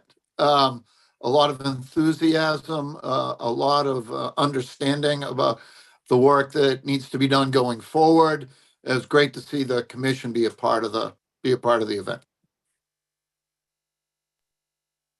You're here. Not that they would have any reason to be watching, but shout out to the Boston Arts Academy choir. Phenomenal, very powerful performance. Can I say this, Commissioner Skinner, without embarrassing either one of us? For 2 years in a row, she and I both teared up watching them, literally misty-eyed watching them in amazement. So I agree with her 100%. They're amazing. All right. Any other business? Motion to adjourn? So moved. Thank you. Second. Thank you, Commissioner Skinner. Commissioner O'Brien. Aye.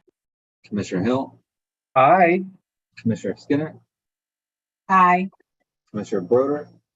Yes. And I vote yes, 5-0. Everyone enjoy your Thursday. You're here. Thank you for hard work.